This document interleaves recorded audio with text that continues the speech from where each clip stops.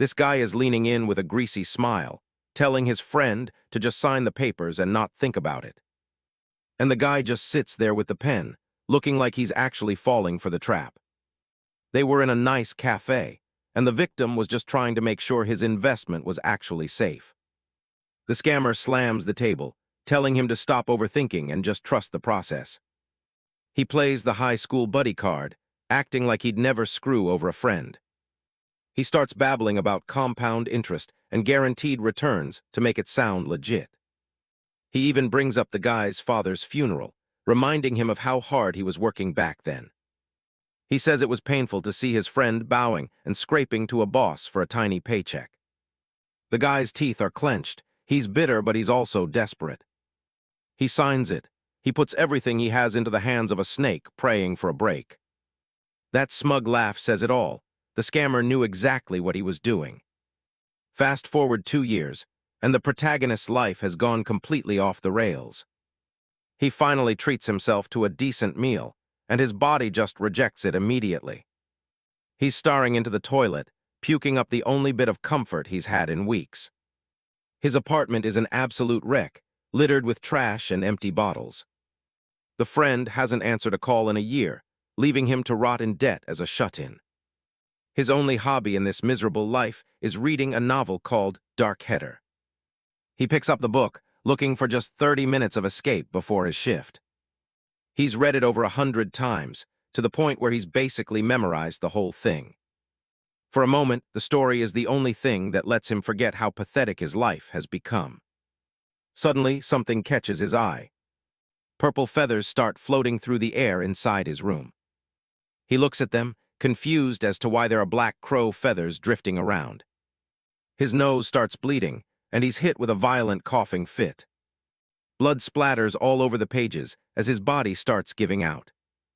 He clutches his chest. His heart is literally failing him. He collapses, gasping for air while the book starts glowing with an eerie purple aura. The title on the cover shifts, now reading Future Diary. He lies there on the bed, covered in blood, wondering if this is really the end. He tries to accept it, but something bitter starts boiling up from deep inside. Even as he's dying, the last thing he sees is the face of that bastard who scammed him. Feathers fill the room as he fades away, regretting that he couldn't do a single thing to change his fate.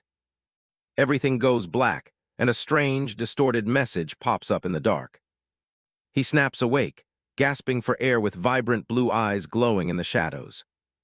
He sits up in a massive bed, wondering if the last few years were just a long nightmare. He stares into space, his eyes shimmering with an electric blue light. He looks around at the grand hallway, realizing he's in a place far beyond his old apartment. The room is massive and ornate. He has no idea where he is. A sharp call breaks the silence, making him jump. A crow with glowing red eyes is perched on a branch just outside. He looks out the window at 3 moons hanging in the night sky and trees full of those red-eyed crows. One of the birds shrieks and takes flight, startling Ran as he tries to process this new world. He's freaking out, yelling for anyone to help him as the room starts to feel like a living nightmare. The red-eyed crow is shrieking right in his face, and he's just begging to wake up from this crazy hallucination. Suddenly, the bird stops attacking and just stares at him, leaving him completely baffled. It actually starts nuzzling against him, and for some reason, he feels like this crow is strangely familiar. Then it takes off, joined by a whole flock of them outside his window. He watches them swarm the sky, realizing he's definitely not in his apartment anymore. He looks closer at his surroundings, his glowing blue eye wide with shock as he tries to make sense of the view. Outside, 3 different colored moons hang in the night sky, red, blue, and yellow. It's a total alien world. Below, there's a sprawling fantasy city, and a flag flies nearby with a symbol matching the moons. It's hitting him that this isn't a dream. He catches his reflection in the glass, seeing a stranger's face with jet black hair and vibrant blue eyes. He's officially possessed someone. Suddenly, there's a knock at the door, and a voice calls out for Prince Ran Averin. It's his maid, Anna. He panics, not ready to face anyone yet, and tells her to wait as he scrambles away from the window. Anna doesn't wait and bursts in anyway, finding him collapsed on the floor. He groans, telling her he's just not feeling well, but internally he's reeling from the name she used. She gets worried about his head hurting. While he's connecting the dots, he's trapped in the body of a character from Dark Header. He can't believe it. Of all the people to possess, he's become Ran Averin, the seventh prince of this empire. This isn't just any character. It's the villain from the very beginning of the novel he read to death. He's sweating, realizing that Ran is destined to die a gruesome death in only a few years. The irony isn't lost on him. He died a pathetic death in his old life, and now he's set for a miserable one here. He sits on the bed, cursing his luck and wondering how the hell this happened to him. Another voice cuts through his thoughts, and a man named Sane introduces himself. He recognizes the name instantly. Sane is the prince's secretary, another snake in this palace. Sane enters the room with Anna, acting all concerned because the prince skipped dinner. He adjusts his glasses with that fake, scholarly vibe, asking if the prince is feeling any better now. Ran takes a deep breath, trying to keep his cool. He knows he has to play the part of the prince perfectly if he wants to survive. He stands up and tells them he's feeling a bit better, trying to sound as convincing as possible. Sane orders Anna to prepare the meal, and she jumps to it with a nervous, "Yes, understood." Ran watches her closely, noticing how much she's shaking just being near him. The food she brings out looks more like slop than a royal meal. He tries to be helpful and says he can pour his own tea, but Anna practically has a heart attack at the suggestion. She ends up fumbling the pot, spilling tea all over the expensive table in her panic. She looks like she's just seen a ghost, staring at the mess with absolute terror in her eyes. She drops to her knees, frantically apologizing and begging for forgiveness as if her life depends on it. He's just standing there, completely lost as to why she's acting like it's the end of the world over some spilled tea. Then it hits him. In the novel, the original Ran Averin was a total delinquent who treated servants like trash. If he was even slightly annoyed, he'd smash things, beat people, or even worse. No wonder she's terrified. Anna is literally on the ground, begging him to spare her life for her grave sin. She thinks he's going to kill her. Sane just sits there watching the drama, eventually speaking up about how surprised he is to see the prince so unwell. He acts relieved that Ran seems all right now, but his smile doesn't reach his eyes. He's got his own agenda. He unrolls a scroll, telling the prince he needs his signature on some important budget documents before anything else. Ran looks at the pen, thinking about how ridiculous this is. What important work would an incompetent idiot like the seventh prince actually handle? He takes one look at the scroll and realizes they're fake. These documents are designed to siphon off his share of the budget. He knows exactly why a mere servant like Sane can pull this off. It's because he's got the Empress backing him from the shadows. Ran knows Sane is just a puppet for the Empress, a woman whose influence over the Empire is absolute and terrifying. He hesitates with the pen in hand. The original Ran was a fool who knew nothing, and maybe playing along is the safest way to avoid changing the story too much. Sane doesn't miss the hesitation, leaning in with a smirk to ask if the prince has forgotten how to sign his own name. The secretary's eyes are cold behind his glasses. Ran can feel the blatant mockery dripping from his voice. It's infuriating. A member of the imperial family is being openly ridiculed by his own servant, and the original Ran just let it happen.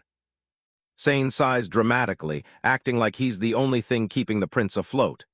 "Just sign right here," he says, pushing the paper forward. Ran thinks back to his old life, a colorless, miserable existence where he was just as much of a pushover. The old friend's face loomed in the shadows like a vulture, waiting for him to surrender his only leverage. "You don't need to think about anything," he urged. But Ran is done. This feels exactly like his real world, where he let people trample all over him until he had nothing left. His eyes burn with a new fire. He's not going to live like a victim in this life, too, not ever again. He sets the pen down and looks Sane dead in the eye. "I did the math, Sane, and something feels off. This budget is a total waste." Sane's smile falters for just a second. He claims he misjudged the prince's intelligence, but the sweat on his brow says otherwise. Trying to redirect, Sane points out that the meal is getting cold and suggests signing quickly so he can review the details later. He gets impatient, leaning closer as he tells His Highness to just relax and sign the document. He's practically ordering him. Ran threw the teapot straight at the secretary's hand, causing Anna to jump and tremble in fear as the tension in the room reached a breaking point. With a deliberate move, Rand stands up and steps right into the mess of tea and broken shards, his gaze fixed on Sane. Sane is splattered with tea, looking completely stunned. Rand just offers a flat, fake apology. "Ah, my hand slipped." Internally, Rand is confident. He's read this novel hundreds of times. There's no way he'd let a minor character like Sane play him. He knows Sane is technically related to the Empress, but they're so distant she probably doesn't even know his name. He's bluffing with power he doesn't have. Sane is trembling now, looking down at his ruined clothes and back up at the prince in utter disbelief. "What in the world are you doing?" Rand didn't answer. He coldly overturned the tea table with a predatory ferocity that Sane had never seen in him before. Sane's eyes wide with genuine fear. For the first time, he's actually looking at Rand as a threat. Rand knows he's in a desperate spot, but he has no intention of dying obediently just because some book said he should. He looms over Sane, his voice dropping to a dangerous chill. "You flustered me so much that my hand slipped. You'll be taking responsibility for this, won't you?"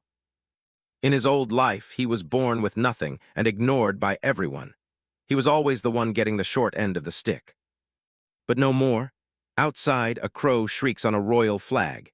He'll use every bit of knowledge and every ounce of the seventh prince's power to claw his way to survival. He snaps at Sane, asking why he's just standing there like an idiot instead of doing his job. He points a finger at the floor, his face half hidden in shadows. "The carpet's dirty," he states flatly. Sitting on his chair with eyes glowing a menacing red, Rand issues a command that brooks no argument. "Clean it up." Looking at the shattered glass on the floor, Rand reaffirms his vow. He'll do whatever it takes to survive this world. In this world, the imperial bloodline is worshipped like living gods. Everything under heaven exists solely for their sake. They are born with incredible supernatural abilities, and that striking, signature golden hair that marks their divinity. They are the embodiment of nobility, their rule praised as something beautiful and righteous. Well, except for one of them. Sane's face is tight with frustration. To him, the seventh prince is nothing but a disgrace compared to the rest of the family. The original Rand was just an idiot with a foul temper and disgusting black hair. No one considered him true royalty. Sane's internal hatred for Rand is palpable. He sees the prince as a pathetic weakling who is barely tolerated by the imperial family. He fumes silently, thinking about all the money he spent on bribes just to end up serving someone he considers absolute trash. Despite his internal rage, Sane is forced down onto his knees, scrubbing the floor with a rag while Rand sips his tea in peace. "Damn it, I shouldn't be wasting time scrubbing the floor right now," Sane thinks, his pride taking a massive hit with every swipe of the rag. Finally, he finishes. He looks up at Rand, exhausted and humiliated. "Your Highness, I've finished cleaning." Sane stands to leave, his face twisted in a bitter grimace. "I will be taking my leave now," he mutters, but Rand isn't done with him yet. Rand shatters his cup on the floor right in front of the secretary. "You took this long for something so trivial?" he mocks. "Consider this extra work a chance to train yourself." Rand stands over the secretary, his voice devoid of any warmth.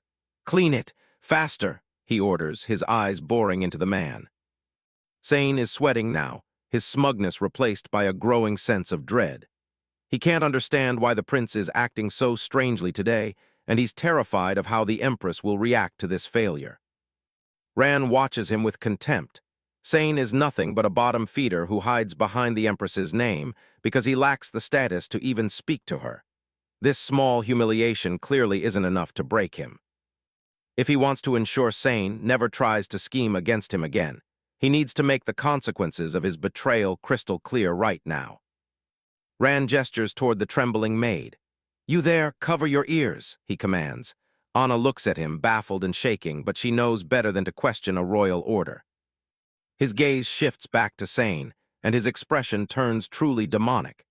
He warns the secretary that if a single word of what he's about to say is overheard, Sane will find himself working without his fingers. Anna presses her hands tightly over her ears, squeezing her eyes shut as she tries to block out whatever darkness is unfolding in the room. With the room effectively silenced for anyone else, Ran leans in and whispers a threat so cold and precise that it cuts through Sane's remaining defenses. The color drains from Sane's face as he listens. The man who was mocking the prince just moments ago is now trembling with a primitive, visceral fear. Sane's face goes completely white, his eyes wide and vacant. In an instant, he looks like a man who has just seen his own corpse. The power dynamic has been irrevocably shattered. A few maids are gossiping while they handle the laundry. They've definitely noticed that the seventh prince has been acting completely off lately. They're actually a bit shaken up. He's apparently gotten way more terrifying, and they're starting to wonder if they'll even survive the year working for him.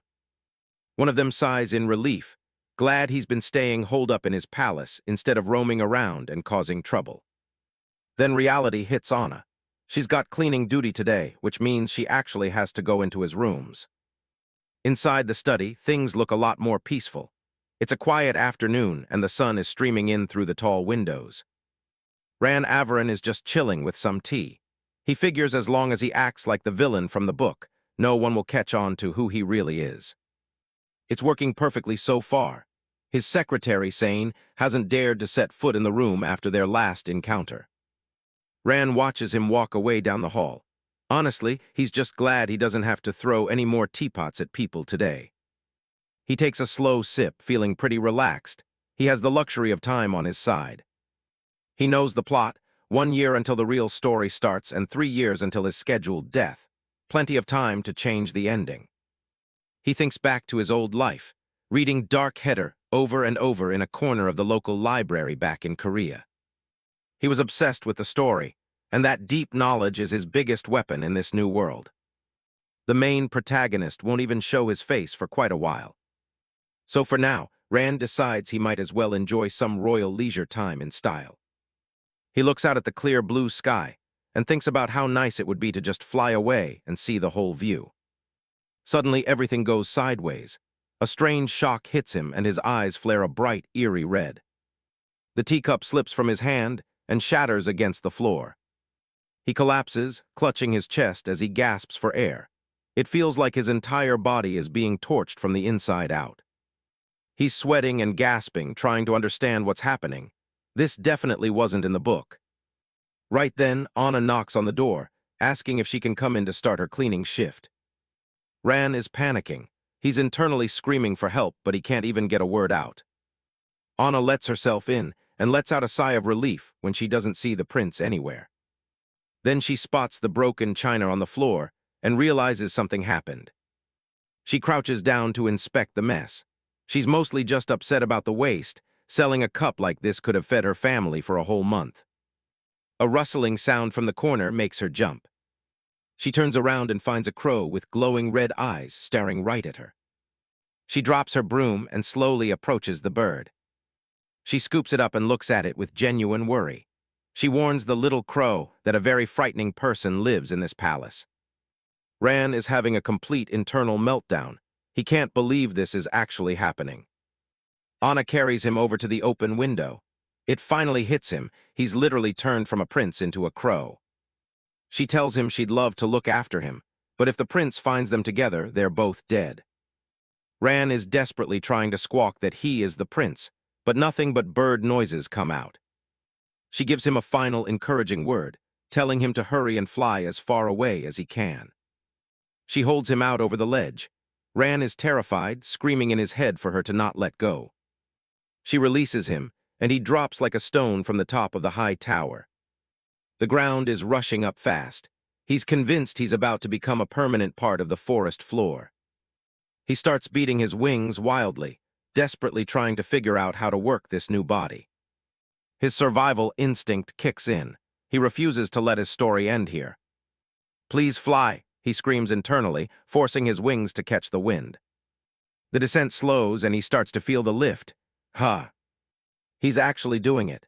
He's soaring above the trees with the massive castle shrinking behind him. The initial shock wears off, replaced by a much bigger question. How the hell is he supposed to change back into a human? The palace looks eerie under the night sky, especially with those 3 moons hanging over it. Back in his room, Ran is finally human again, leaning against his furniture and gasping for air. He's been practicing the transformation a few more times just to make sure he's got it down. He's still trying to process the fact that he can turn into a crow at will. It's a lot to take in. It turns out all he has to do is focus his will, and his body changes form. But why a crow, of all things?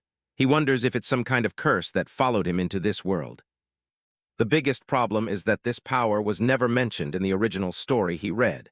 He's officially dealing with a massive wild card. He locks his door, knowing that this secret is his only real advantage. If anyone finds out he's a shapeshifter, he's finished. He stares at his reflection, worried that this new ability might completely derail the plot he's trying to survive. He looks out the window, convinced that this power is somehow connected to Mani's, the magic of this world.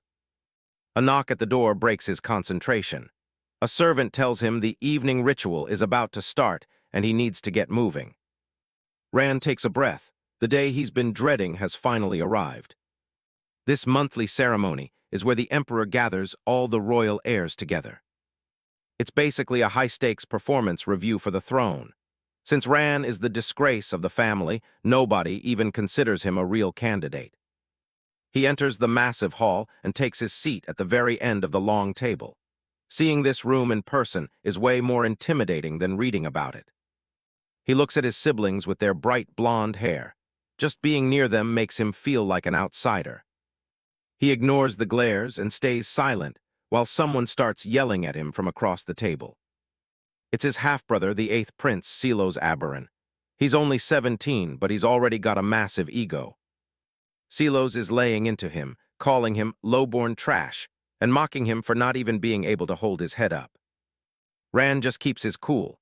He knows that in the original story, both he and Silos are just minor villains meant to be tossed aside. Silos slams his fist on the table, losing his temper because Ran is ignoring him. He starts screaming, asking if he's gone deaf. First, Princess Mental puts her hand on her brother's shoulder, reminding him that siblings should really try to get along, especially with the Emperor right there. Ran sits back and takes a look at the lineup. From the left, it's the first prince, then the third, and finally the second. They're all seated strictly by rank. In this palace, the closer you are to the top, the better your seat at the table. In this world, hair color is everything. The brighter it is, the more magical energy, or manis, you actually have. That power is the ultimate status symbol. It's what defines a true royal and separates them from everyone else. Then there's Ran. He's got jet black hair and 0 manis, making him a total outcast. No wonder the original guy's personality was so messed up. But there's one person who sits above them all, the guy at the absolute top of the food chain. A head of silver-white hair appears as the room holds its breath. The emperor makes his grand entrance, and the entire hall falls dead silent as they bow. He walks past his children, a man carrying the weight of the entire empire in his hands. This is the man at the absolute peak of power, the ruler of the empire. He isn't one for small talk. He wants to cut the formalities and get straight to the ritual. He steps up to the prasa, an ancient blue tablet left behind by the very first emperor. It's designed to measure a person's manis just by touch. All you have to do is pour your energy into it. As soon as the emperor touches it, the tablet starts to glow with an intense light. A massive pillar of blue light shoots straight up, showing exactly how far his power extends. The light stretches all the way to the edge of the massive table. It's a pretty staggering show of strength. Ran watches the display, wondering if that light has always been that intense. He's looking for any signs of change. The emperor pulls his hand back and invites anyone who wants to be tested to step forward. Ran stays seated, watching his siblings to see who moves first. Raja, the first prince, is the first to stand. He's ready to give it a shot. Usually, he's the only one who actually does this. It's a tradition for the heir to prove himself. Rankings like this are almost never overturned once they're set, so the pressure is on. Raja places his hand on the tablet. This is his moment to show the entire family why he's the favorite to take the throne. He uses this ritual to remind everyone exactly where they stand in the power hierarchy. But then he suddenly freezes up. His eyes widen as something goes horribly wrong inside him. His brother jumps up, shouting out in alarm as Raja starts to buckle under the strain. Raja starts hacking up blood right onto the table. Chaos erupts in the hall as people start screaming for a doctor. Rand stands up, watching the unfolding disaster with a sharp eye. While everyone else is losing their minds, he's the only one who actually understands what's happening. Raja is on the verge of death. He's supposed to start bleeding from every part of his body soon. This is it. The main story has officially kicked off. Manis is a unique power native to this world, usually emerging within the royal bloodline. The specific abilities vary. For example, the first prince has water-type manis, while the second prince wields fire. The result of Raja's measurement today was already predetermined by his condition. The light he produces is pathetic. It barely covers half the table, nowhere near what it should be. Rand realizes this whole event is happening 6 months earlier than it did in the novel he read. He watches the first prince collapse, blood pooling on the table while the room descends into a frenzy. Someone yells for a doctor, but it's clear the damage is already done. Rand thinks back to the original plot. The actual protagonist isn't even supposed to show up for another half a year after this. It makes him wonder why he can transform into a crow in the first place, when the original Rand had no manis at all. That ability never appeared in the novel. There's no way this is just a coincidence. A hookah pipe came flying through the air and shattered into pieces right in front of Rand. He was left completely stunned by the sheer power of whoever had thrown it. Raja tries to laugh it off, calling Rand a broken cripple since he has no magical talent. He demands to know who Rand thinks he is, just barging into the first prince's bedchamber. Rand points out that Raja didn't even notice him until he spoke. If he wanted him dead, he'd already be a corpse. Raja is shaken.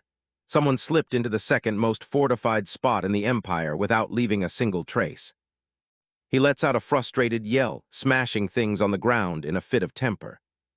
He can't believe his luck. Everything was perfectly fine just this morning. He punches the mirror, shattering the glass as he questions how this is even possible. The strain is too much. He collapses to the floor, coughing violently as his body fails him. He realizes his body is in agony every single time he tries to channel his manis. He looks at the blood on his hands, terrified that his magical powers might be gone forever. He's the first prince, the man destined to sit on the throne. He can't accept this reality. He grips the hookah hose tight, trying to convince himself he's not just another weak insect. He takes a long drag, telling himself that a bit of rest is all he needs for his power to return. Rand's voice cuts through the silence, warning him to put down the hookah if he actually wants to live. Raja spins around in shock, looking for whoever just spoke to him. And that brings us to the scene you just saw, the hookah pipe shattering into pieces. Raja mocks him again, calling him a cripple who can't even tap into the most basic magic.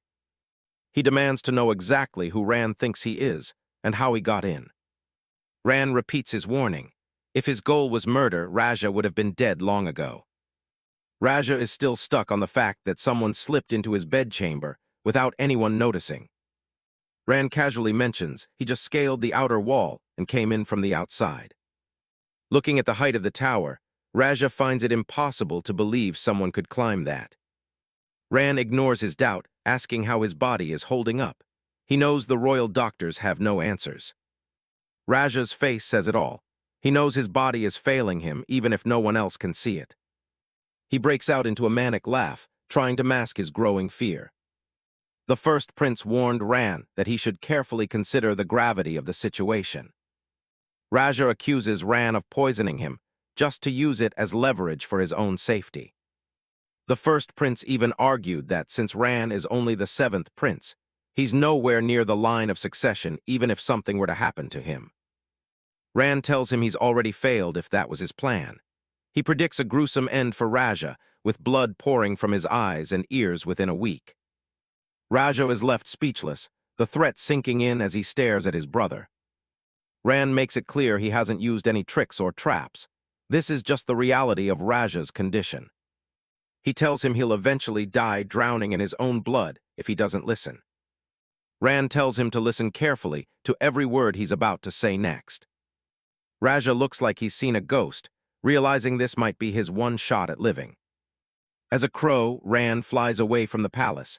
He thinks Raja is just as cowardly as he was in the story. Raja is left slumped in his room, and Ran knows he'll be easy to manipulate from here on. Flying through the night sky, Ran reflects on how remarkably useful this new ability has become. It gives him access to secrets and locations no prince could ever normally reach. He takes off over the city, disappearing into the rainy night. The next morning, the clouds clear, and the sun shines over the imperial palace. A maid named Sarah stands at Ran's door, worried because he hasn't eaten or moved in 2 days.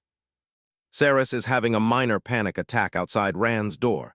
It's been 2 days since he's eaten, and she's starting to fear the worst.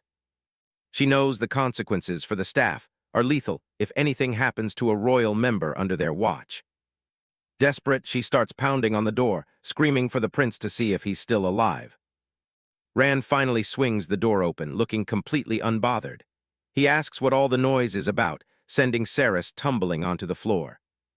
The tea tray she was carrying clatters to the ground, splashing liquid and food everywhere in her scramble. Ran looks down with a cold stare as the tea soaks right into his expensive shoes. Saris looks up at him, trembling and teary-eyed, her relief quickly turning back into pure terror. She immediately drops to her knees, begging for forgiveness and claiming she only broke in because she was worried for his health. She's full-on sobbing now, her hands shaking as she tries to explain her inexcusable behavior. Ran isn't in a forgiving mood.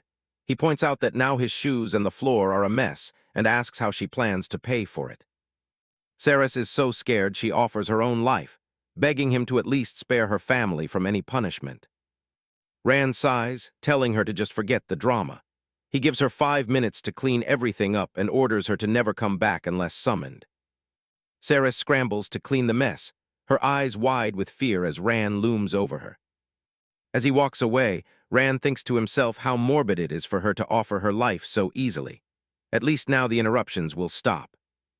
A month passes by. The sky over the palace is clear, but the political atmosphere is getting heavy. Ran has spent the last few weeks buried in books, preparing for what's coming next. A rumor has started to leak out through the palace walls. The first prince has lost his manis. To the other princes and princesses, this news isn't a tragedy. It's the perfect opportunity to make a move. In the original novel, Raja tried to kill the rumors by moving the royal hunting competition up by 6 months. We see the emperor, a massive, imposing man, listening as the petition to change the date is brought forward. Ran rides through the city on a horse, nodding that despite his interference, the main plot points are still happening. His main concern now is whether his actions have already affected the story's true protagonist outside the city walls. The day of the royal hunting competition finally arrives. Huge gates open as the knights and royals prepare to depart. Ran thinks to himself that if luck is on his side, he'll cross paths with the protagonist and pass on some vital info. He knows he needs to stay patient and wait for the exact right moment to make his move. Suddenly, an annoying voice calls out to him. It's his brother Silos looking for a reason to pick a fight. Silos mocks Ran, telling him that the gloomy black horse he's riding fits his miserable face perfectly. Ran observes him, thinking that Silos seems way more hot-headed and impulsive than he was described in the book. Instead of arguing, Ran just decides to ignore the brat. He has much bigger things to deal with today. Silos is left fuming behind him, shocked that the useless 7th prince would actually have the nerve to ignore him.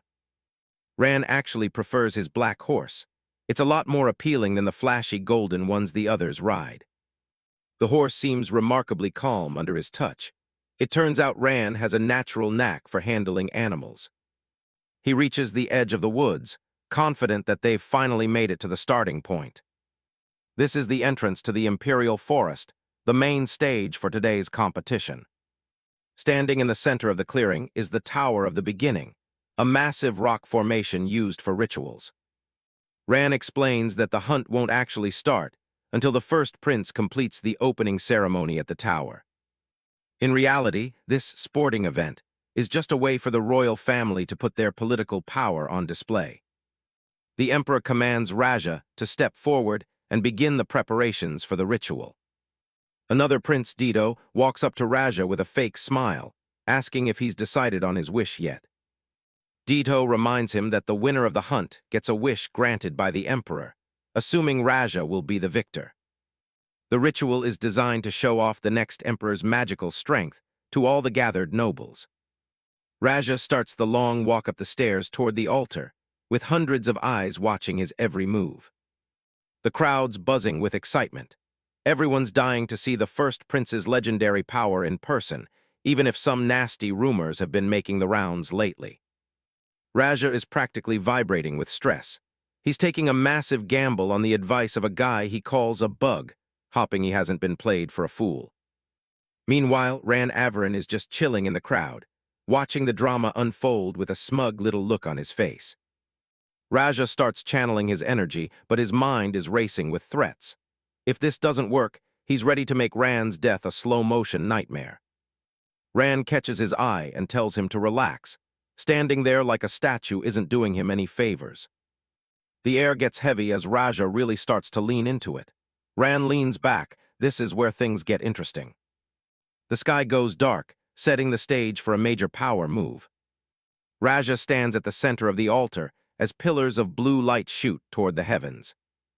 From way up high, the whole courtyard looks like it's being swallowed by a massive blue whirlpool.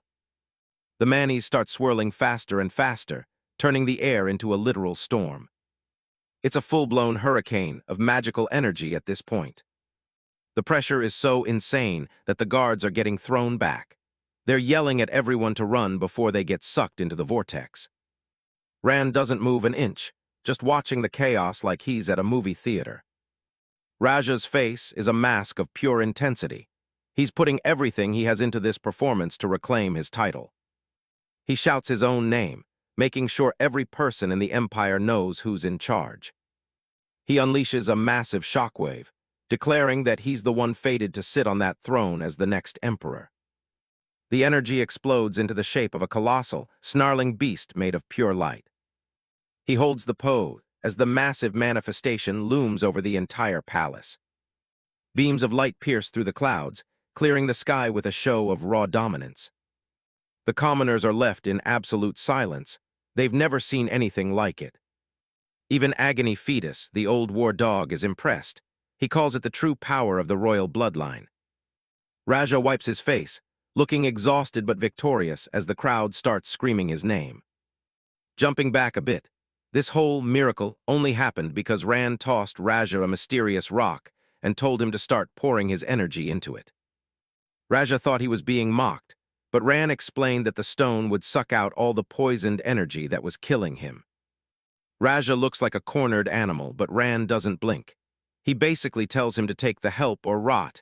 He really doesn't care either way. Back in the present, Ran is riding out for the hunt, thinking about that stone. It was an item that wasn't supposed to show up for a long time in the original story. But hey, the plot is already a mess, so he figures using a cheat item early shouldn't cause any problems. Behind him, a servant is struggling under the weight of a massive bag, bowing low to greet the prince. It's Sane, looking like he's about to collapse. Ran just asks if he finally decided to show up. He looms over the secretary with a cold stare, making sure Sane brought the bag exactly as he left it. Sane is internally losing his mind, wondering how the prince actually managed to handle that lunatic black horse. Turns out, Sane gave him that wild beast on purpose, hoping it would throw him off or cause some serious damage. A horn blasts through the clearing, signaling the official start of the event. The emperor raises a hand, his face stern as he kicks off the competition for this year's hunt. The knights and nobles line up, ready to dive into the forest for glory and favor. Everyone charges in, bragging about how they're going to win a wish from the emperor, even though the royals usually take it all. Ran watches the pack sprint off like their lives depend on it. He couldn't care less about the trophies. He figures he'll just keep a low profile and stay out of the spotlight while everyone else plays hero. His real goal isn't hunting animals, it's tracking down Agony Fetus, the man who was once the Empire's strongest knight commander. Deep in the woods, Agony is already on the move, asking his assistant Tolan what he thought of the opening ritual. Tolan is still starstruck, calling it divine power and a sign that the royals are in a league of their own. But Agony sees through it. He knows it wasn't just a display of strength, it felt more like the Emperor was trying to crush the pride of the nobles. Tolan's practically having a heart attack. He begs Agony to keep those blasphemous thoughts for when they aren't surrounded by potential eavesdroppers. Agony just tells him to breathe. They're totally alone out here. Agony Fetus has seen enough of the world to know when to speak and when to shut up. That's how he's managed to reach his age in one piece, at least so far. Back in the forest, Ran Averin is navigating the massive hunting grounds. The whole place is split into 3 zones depending on how big and mean the animals are. He checks his map, noting the layout. The small fry are near the entrance, and the real monsters are tucked away deep in the forest. He recalls a detail from the novel. In this very hunt, a legendary knight presented a golden fox to the Emperor as a gift. The problem is, that detail was just a tiny footnote in a flashback scene. Ran has no exact clue where that fox actually hangs out. To solve that, he spent a good chunk of time scouting the area in his crow form, trying to track down where such a rare creature would hide. Based on his scouting, he's betting the golden fox is lurking somewhere near the lake to the southwest. He's feeling pretty good about himself, planning to get there first and wait for the perfect moment. He even starts thinking his horse is finally on the same page as him. He's relieved Sane actually came through with the bag. If he can get this over to Duke Agony Fetus properly, his plan will finally be in motion. But then the horse gets a strange look in its eye. Suddenly, the beast digs its heels in and comes to a screeching halt, nearly sending Ran flying forward. Ran manages to stay on his feet, but he's completely baffled by what's happening. He tries to be reasonable, asking if the horse is hurt or just being difficult. The horse just gives its head a firm shake. He wonders if it saw a dangerous beast nearby, but the horse shakes its head again. A bad feeling starts to sink in for the prince. He asks if the bag is just too much for it to handle. The horse actually nods. The brat is definitely doing this on purpose. Ran loses his cool, yelling at the animal to stop being so stubborn. Other horses pull entire carriages, and this one is complaining about one bag and a rider. He grits his teeth, wondering just how far this horse is willing to push him. The horse just stomps its hoof defiantly. Ran threatens to have the stable master starve it if it doesn't start moving. The horse's response is to take off at a full gallop, leaving Ran standing alone in the dust. Ran just stares after it, the realization hitting him like a ton of bricks. He's officially screwed. Elsewhere in the woods, the sun is high in the sky. Agony and Tolan have been hunting all morning, but they haven't caught a thing. Tolan sighs, figuring their luck has finally run dry today. Normally, they'd have bagged a few deer by now without even trying. Agony looks down, feeling every year of his age. He's lived his life as a weapon for the Empire, but even a living legend can't beat time. Tolan tries to cheer him up, reminding the Duke that he's still a legend to everyone in the military. He brings up Agony's past victories as the Imperial Knight Commander, but Agony just sees a retired old man when he looks in the mirror these days. As they push through the brush, Agony changes the subject. He asks Tolan if he's ever actually seen the royal family up close or if he's always watched from a distance. Agony Fetus tells his young ward that standing before the elite makes you realize who really runs the place. He points out the window at the sprawling, magnificent capital. He told his young ward, a boy he treated like his own son, that he was getting old and that it would soon be his turn to uphold their family's pride. Their family business supplies the imperial household directly, and they wear that loyalty like a badge of honor. Suddenly, the carriage jolts violently, cutting the lesson short. Agony leans out to see what the holdup is. The driver tells him to stay back and that he'll handle the clearing up. Agony ignores him and steps out, only to find a body lying crumpled on the cobblestones. Blood drips from the heavy carriage wheel onto the cold stone. The driver dismisses it as just some local vagrant who got caught trying to steal from the temple. To the elite, a life lost is just a common scene, barely worth a second thought. Inside the carriage, his son asked what was going on, completely unaware of the tragedy unfolding outside. Agony snaps at him to stay inside, his voice thick with a mix of shock and disgust. The boy is confused, but Agony doesn't want him seeing the darkness of their noble empire. Years later, Agony stands in the forest, the memory still weighing on him. That kid wasn't even 10 years old. Just another body likely tossed into an incinerator and forgotten. It's a reminder that even the most noble empire has a rot hidden underneath. His aide, Tolan, snaps him out of it, reminding him they've got a hunt to win. Agony brushes it off with a smile, mentioning a lead on a rare golden fox nearby. Meanwhile, Ran Averin is struggling through the brush, lugging a bag that's way too heavy. He's huffing and puffing, swearing to himself that he's going to roast whatever's in the bag for dinner. He can't even use his crow form with all this weight, and he's terrified of losing track of Duke Fetus. He's deep in the small animal zone, which is apparently a lot more dangerous than it sounds. He keeps his guard up, knowing a wild beast could jump out at any second. A rustle in the bushes catches his attention, something's moving. He realizes too late that he didn't even bring a proper weapon to defend himself. Desperate, he decides to just hurl a rock and run if things get ugly. He winds up and lets it fly toward the movement. The rock connects with a thud, but it's not a beast, it's a person. Ran freezes. That hair color looks way too familiar. Someone else calls out for Tolan, and Ran realizes he's just been the Duke's aide. He stares in horror as he confirms the blue hair.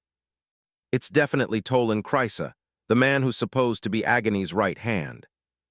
Ran panics, realizing he just committed a major diplomatic blunder. Then the big man himself steps into view, Duke Agony Fetus. This guy was the former Imperial Knight Commander and a legendary war hero. In the original novel, he becomes the protagonist's mentor, the one who helps flip the Empire on its head. Ran ducks behind a tree, his heart hammering against his ribs. This was absolutely not how the plan was supposed to go. His original idea was to catch the golden fox first, and then frame Fetus for trying to steal a royal's prey. He was going to use the bag of stones as a punishment to humiliate him, but now everything's a mess. Ran is spiraling. He just been the legendary Duke's aide, and now he's certain his life is forfeit. Agony examines the projectile, nodding it's a hefty stone. He knows this wasn't an accident.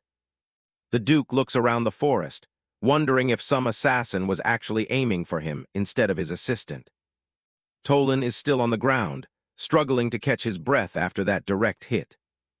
Agony rushes to his side, urging him to wake up and speak if he saw anything.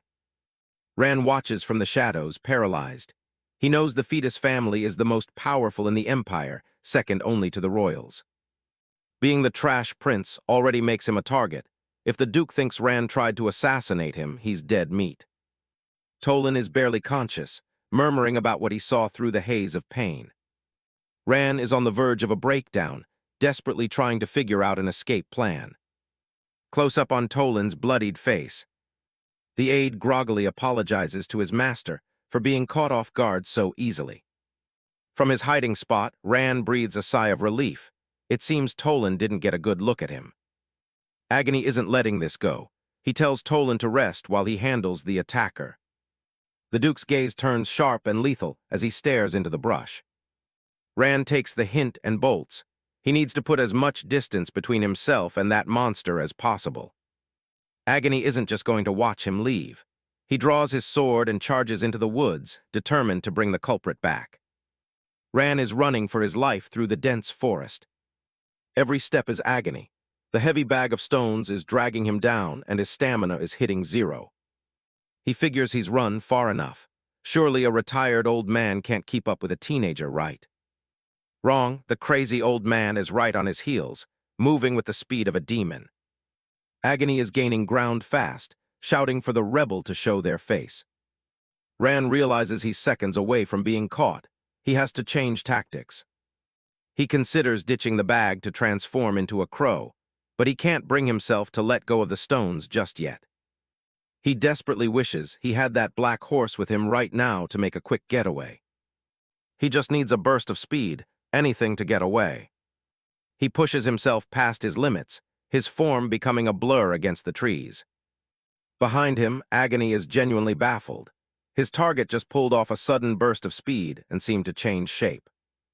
Unwilling to let the culprit slip away, the Duke unleashed a single sword strike that leveled the entire forest, turning it into a barren wasteland. He looks around the empty field, wondering how a human could just disappear like that. Ran, meanwhile, feels weirdly light. His body feels different, but his legs are still moving. He hears the rhythmic thud of hooves on the dirt. He catches a glimpse of a dark eye reflecting the sky. He's done it. He transformed into a black horse mid-sprint, leaving the Duke in the dust. Elsewhere, someone approaches a massive beast lying in the grass. Silo's Aberon is staring in awe at the creature. He can't believe his brother actually took this thing down. It's a kill that essentially guarantees victory in the hunting competition. Silos congratulates the first prince, Raja, and asks what royal wish he's going to demand from the emperor. Raja just gives a dark, knowing smirk. He's already got something very specific in mind. Back in the woods, Ran finally stops to catch his breath, collapsing at the base of a tree. The adrenaline wears off and the weight of the situation hits him. He's completely screwed. He looks at his empty hands in horror. In the chaos of the transformation and the chase, he dropped the bag of stones. He rolls on the ground, throwing a full-blown tantrum. The one thing he needed for his plan is gone, and he's right back to square one. Ran lies on the forest floor, staring up at the canopy as he tries to process the mess he's made. He can't just stay here. If he wants to salvage his plan, he has to find that bag. He stands up and prepares to retrace his steps. Meanwhile, in another part of the woods, Tolan Krysa looks up with relief as his master returns. Tolan is still nursing his head wound, admitting that he's still feeling quite dizzy from the impact. Duke Agony Fetus looks uncharacteristically rattled. He admits with shame that he lost the mysterious assassin. He holds out a heavy, dirt-streaked bag. He found it abandoned in the tall grass during his chase. Tolan kneels down to inspect the contents. It's a fine, expensive-looking bag, but it's packed to the brim with common stones. Suddenly, a voice cuts through the clearing. Ran has arrived, but he's already slipped into his arrogant prince persona. He points a finger at the two men, his face twisted in a mask of indignation. Ah, that bag. The Duke and his aide are caught completely off guard by the seventh prince's sudden appearance. Instinct takes over, and both men immediately drop to their knees to offer a royal greeting. Ran looms over them, coolly claiming the bag as his own lost property. He leans in, his expression darkening. He accuses the high-ranking Duke of stealing from him. Agony is horrified by the accusation. He quickly explains that he only found it by chance while searching the area. Ran dismisses the explanation with a sneer, threatening the Duke with the punishment for theft, a severed hand. The Duke is desperate to protect his house's honor, swearing on his life and his family's name that he isn't a thief. Ran shifts his attention to Tolan, asking why the aide is covered in blood. Tolan remains silent, head bowed, while the Duke tries to brush it off as a simple accident. Tolan looked up and was stunned at the person standing before him. Faint memories began to stir in the aide's mind. It was Ran who had thrown that rock. Noticing the shift in the aide's expression, Ran reached out and grabbed Tolan by the hair. An inferior dared to insolently interject in a conversation between royals, Ran hisses, his eyes cold and pitiless. He mocks the aide's lack of upbringing, treating the injured man like a piece of garbage. With a chilling calm, Ran asks the Duke for a sword so he can fix the aide's behavior himself. Tolan is paralyzed with fear, staring up at the prince with wide, trembling eyes. Agony bows even lower, begging for mercy. He promises to discipline the aide himself if the prince stays his hand. Ran suddenly lets go and smiles, praising the Duke's legendary loyalty. Internally, Ran is disgusted. He sees the Duke as nothing more than an imperial dog who would watch his subordinates die for the sake of decorum. He stares at the back of Agony's head, knowing that this same stifling loyalty is what he's breeding in his own kin. He looks at the Duke's cold, stoic face, nodding the hidden fire burning in those eyes. Rand decides to use this to his advantage. He thrusts the bag into the Duke's hands, calling their meeting fate. He charges the Duke with the safety of the bag, telling him to guard it with his life. The aura around Rand intensifies, becoming truly demonic as he demands an answer. Do you understand? Bound by his duty, the Duke can only accept. I will humbly obey the prince's glorious command. With a casual wave, the trash prince departs, telling them to enjoy the rest of the hunt. As soon as he's out of sight, Rand's posture relaxes. He feels a massive weight lift off his shoulders. He winces at his own performance. It was a gamble, but he needed to plant the seeds of fear and mystery. Back in the clearing, Tolan is still on the ground, blood dripping onto the grass as he trembles in the aftermath. The Duke is silent, his grip tightening on the bag of stones that the prince so graciously entrusted to him. Tolan finally finds his voice, whispering that he remembered something crucial about the attacker. It was the seventh prince, he gasps, finally putting the pieces together.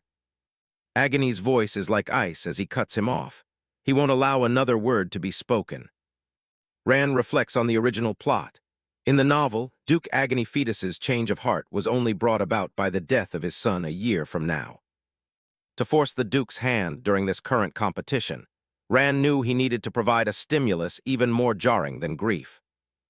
Meanwhile, Prince Silos Aberon reveals his own dark ambitions to his companions, his eyes gleaming with a cruel light. Silos plans to use his victory to clear out the vagrants living near the temple, viewing the vulnerable citizens as nothing more than bugs. Rand's gaze remains fixed on his target.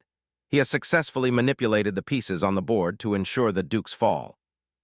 Duke Agony Fetus stands alone, the physical and emotional weight of the prince's gift festering within him. The chapter concludes with a fateful decree. The Duke is destined to rebel against the royal family, a future that Rand has now set in stone. The sun sets over the rugged peaks of the imperial forest. Somewhere deep in the woods, the silence of the evening is broken by the sound of crows. Rand Averin peeks out from the dense brush. He made sure to scan the area from the sky at least 10 times before landing, desperate to keep his shape-shifting powers a secret. As he heads back toward the camp, he can't help but feel like a true villain for what he just put Fetus and Tolan through. But then he remembers his role in this world. Being a villain is exactly what he's supposed to be. Suddenly, he stops in his tracks as he realizes someone has been watching him from the shadows. It's his sister, Mental Aberon.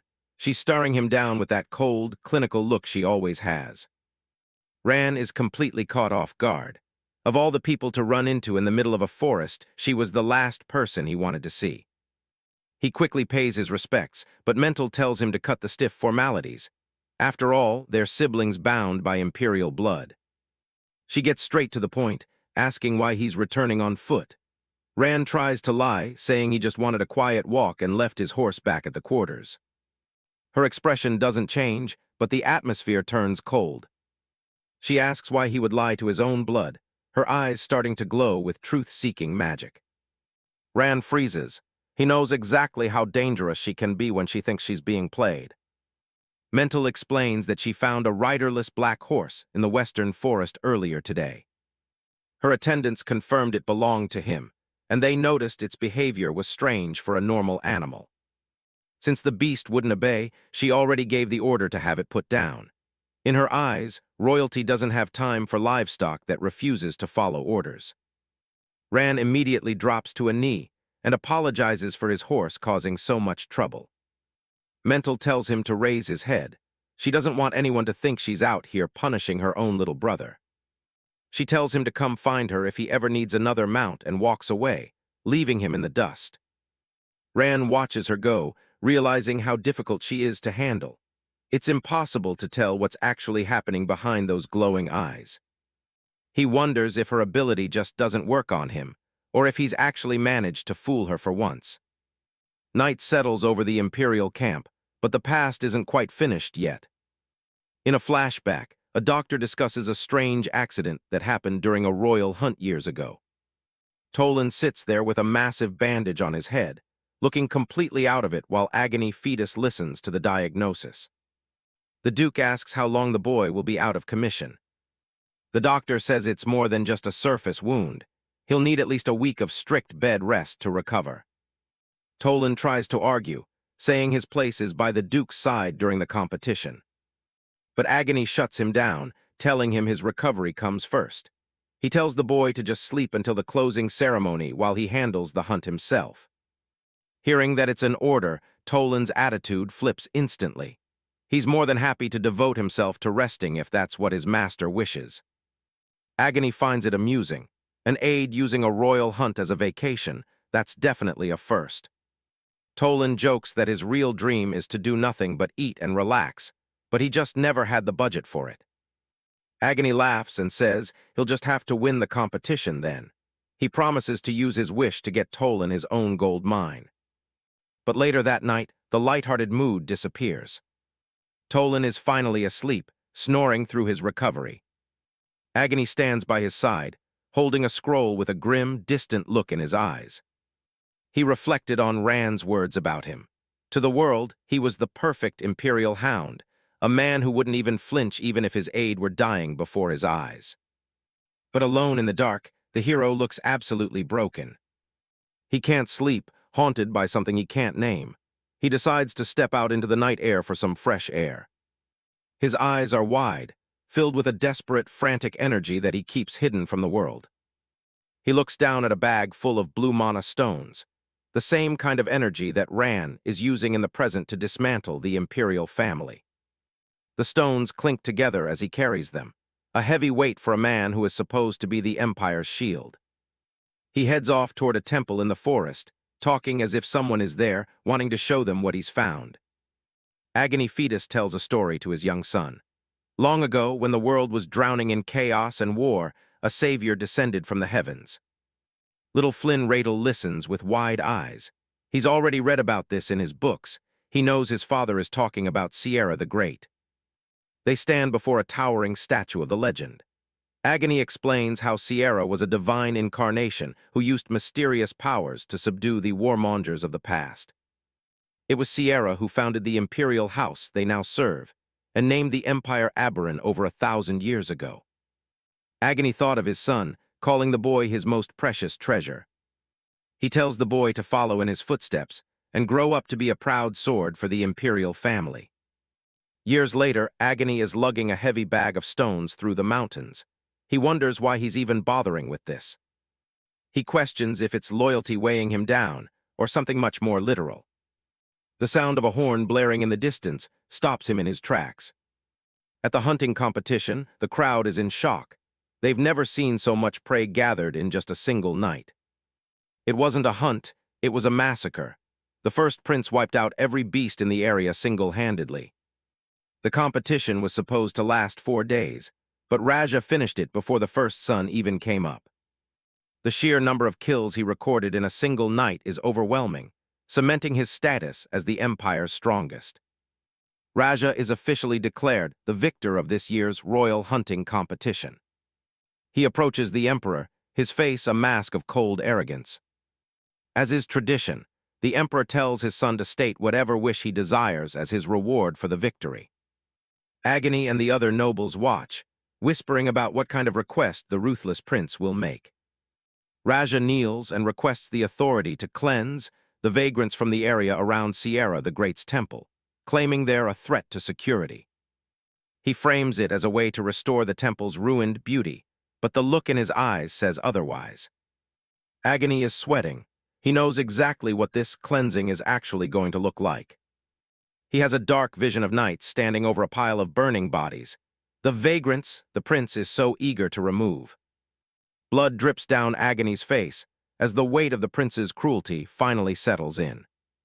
The world blurs as he tries to process what just happened. He looks completely broken, his loyalty to the crown shattering. He thinks of himself as a faithful imperial dog, but then he thinks of his son. He stands among the corpses of his own ideals, bloodied and defeated.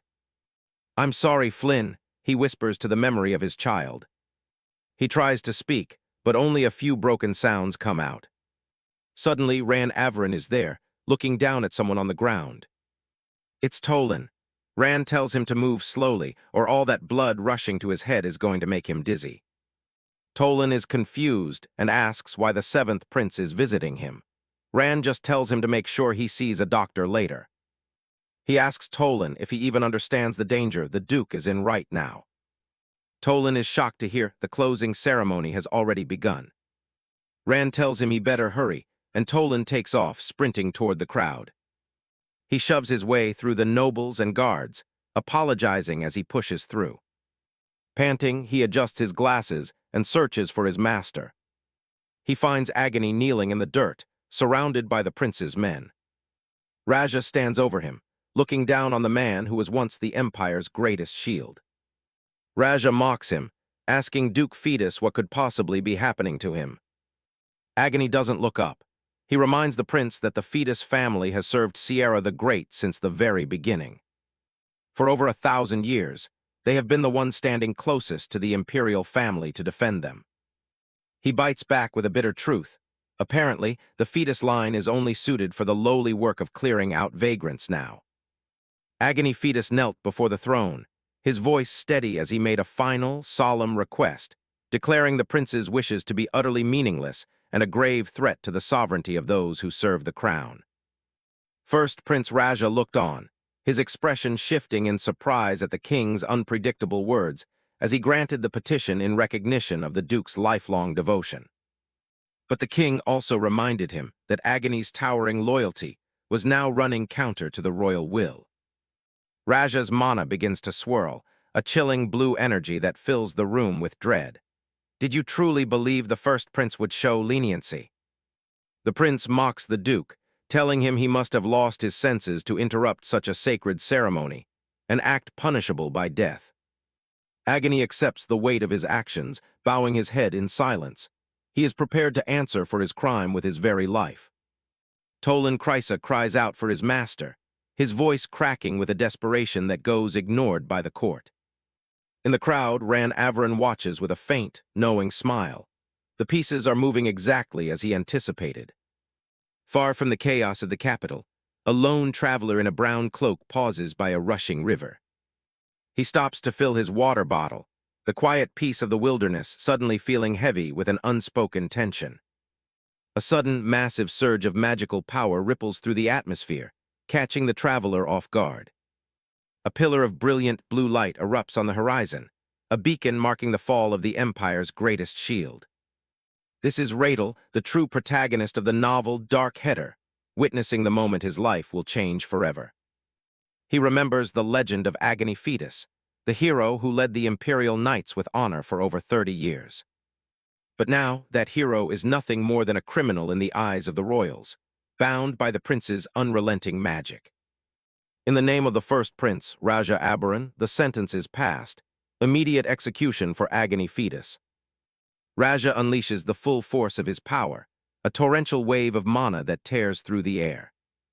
The gathered crowd gasps in shock, their faces a mixture of fear and disbelief as the execution begins. Agony gasps for breath, his lungs feeling as though they're being crushed by the weight of the prince's water magic. Through the swirling blue mist, he catches a glimpse of a figure that shouldn't be there, a presence he didn't expect. He sees Tolan being held back by the crowd, the young man's distress visible even through the haze of the spell. Agony's heart aches at the sight, realizing that Tolan truly cared enough to face this horror despite his own injuries. He never imagined they would part in such a pathetic state. In his final moments, he suddenly caught sight of the seventh prince. Agony struggled to understand what he was seeing. He spotted the seventh prince standing amidst the chaos, looking strangely calm. Through the roaring magic, Agony catches the faint sound of a voice. Is Rand saying something? Rand's lips move as he whispers a command, a secret intervention aimed directly at the heart of the storm. Agony's eyes widen as he feels a shift in the magic, a spark of hope in the middle of his execution. Raja raises his hand to finish it, his mana flaring one last time as he prepares to snuff out the Duke's life. A blinding pillar of light erupts from the platform, far more powerful than anything the prince intended. The entire area is consumed by the radiance, the shockwave knocking back anyone standing too close. Debris and magical energy rain down, as the primary force of the spell dissipates into the sky. Raja flicked his wrist, unleashing his magic to blast agony away, his expression radiating a cold, arrogant disdain. Tolan is left trembling, held firmly by the hands of others as he stares at the empty space where his master stood. Ran Averin remains perfectly still, his blue eyes reflecting the fading light of the magical explosion. In a quiet, sunlit room, a young boy with silver hair pauses from his writing, sensing a change in the world. He stares out the window at a strange streak across the blue sky, his innocent eyes witnessing the first sign of a coming storm. Back in the present, a brilliant arc of light continues to cut through the clouds, drawing the traveler toward it. Radel sprints through the forest with a desperate intensity, his cloak fluttering behind him as he follows the mana trail. He reaches a site of utter destruction, where the earth has been scorched and cracked by the force of the blast. The air is still thick with the residue of magic, glowing with a soft, ethereal light that pulses from the ground. Radel pushes forward through the shimmering haze, his golden eyes narrowed as he tries to find the source of the power. But the interior of the clearing is too cloudy to see anything clearly. The truth remains hidden behind a wall of magic. Radel peers through the swirling mana, his eyes narrowing as he realizes there's someone trapped within the light. A streak of golden light shot up from the ground as the novel's protagonist desperately tried to reach the source of the magical energy. With a look of fierce determination, Radel dives toward the source of the magical disturbance, his hand outstretched. He plunges into the vortex of blue magic, the raw power of the spell crackling around him as he reaches for the falling figure. His boots hit the earth with a heavy thud, the impact sending up a cloud of dust and magical residue. Radel stands at the edge of a deep crater, his breath coming in ragged gasps as he surveys the aftermath of the explosion. Wiping sweat from his brow, he wonders if he managed to evade whoever was responsible for such a massive display of power. He looks back at the horizon, where the lingering pillar of light is slowly fading into the clear blue sky. His eyes remain fixed on the spot, his mind racing with questions about the hero he just saw fall from grace. Tolan stands there in a daze, while the crowd whispers about the fall of Duke Fetus. He's left alone in the dirt, staring at his master's discarded gear sitting in a puddle. The king closed his eyes one last time, indifferently ordering his attendants to clear the mess away. He urged for the ceremony to continue, as the masses were still waiting. Raja, the first prince, dusts his hands off like he just took out the trash. He walks past the line of bowing subjects, declaring that pests like the Duke need to be squashed. Tolan is forced to stand there and take it while the commoners gossip about how House Fetus is finished. The crowd starts to break up as people head home. Everyone is moving on, leaving the tragedy behind. Tolan trudges through the masses, looking like a ghost of his former self. One guy even spits on him and calls him a traitor, but Tolan doesn't even flinch. Watching from the shadows, Ran knows exactly how much pain the aide is in. But he also knows Tolan isn't the type to just roll over and die. Later on, Tolan is alone in a tent, trying to pull his life back together. He stops when he sees a rolled-up scroll tucked away in the blankets. He recognizes the seal immediately. It's the official mark of House Fetus. It's a final letter from the Duke, written in case he didn't make it back. Agony asks for a prayer and entrusts his son's safety to his most loyal aide. The Duke knew his name would be dragged through the mud, but he didn't want Tolan to carry the guilt. Seeing that his master still trusted him is almost too much for Tolan to handle. The letter ends with one final, official declaration from the Duke himself. Tolan finally loses his grip, and the paper falls to the floor. He collapses right there, completely spent after everything he's been through.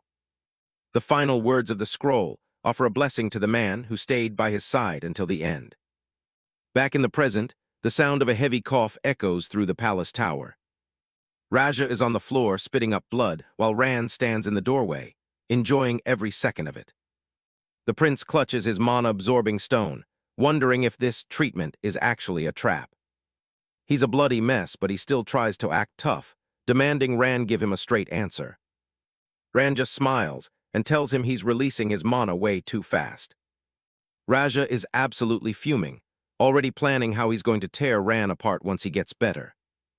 Ran sees right through him and points out that the stone is the only thing keeping him alive.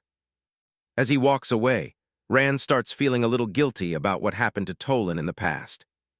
Speaking of Tolan, his eyes finally snap open after weeks of being out. He wakes up in a simple room, totally disoriented and unsure where he is. The second he realizes what happened, he tries to bolt out of bed, but a servant tries to hold him back. Turns out, he's been in a coma for over 2 entire weeks. Tolan doesn't care about his health. He needs to see the young lord and find out what's left of their house. He stumbles through the mansion, and the news isn't good. Their partners have all bilayed on them. The place is falling apart and covered in cobwebs, and the imperial family isn't lifting a finger to help. They finally found the duke's son, standing all alone in the hallway. Tolan's heart skips a beat as he rushes toward the boy. He drops to his knees before the young lord, apologizing for leaving him alone and causing so much worry.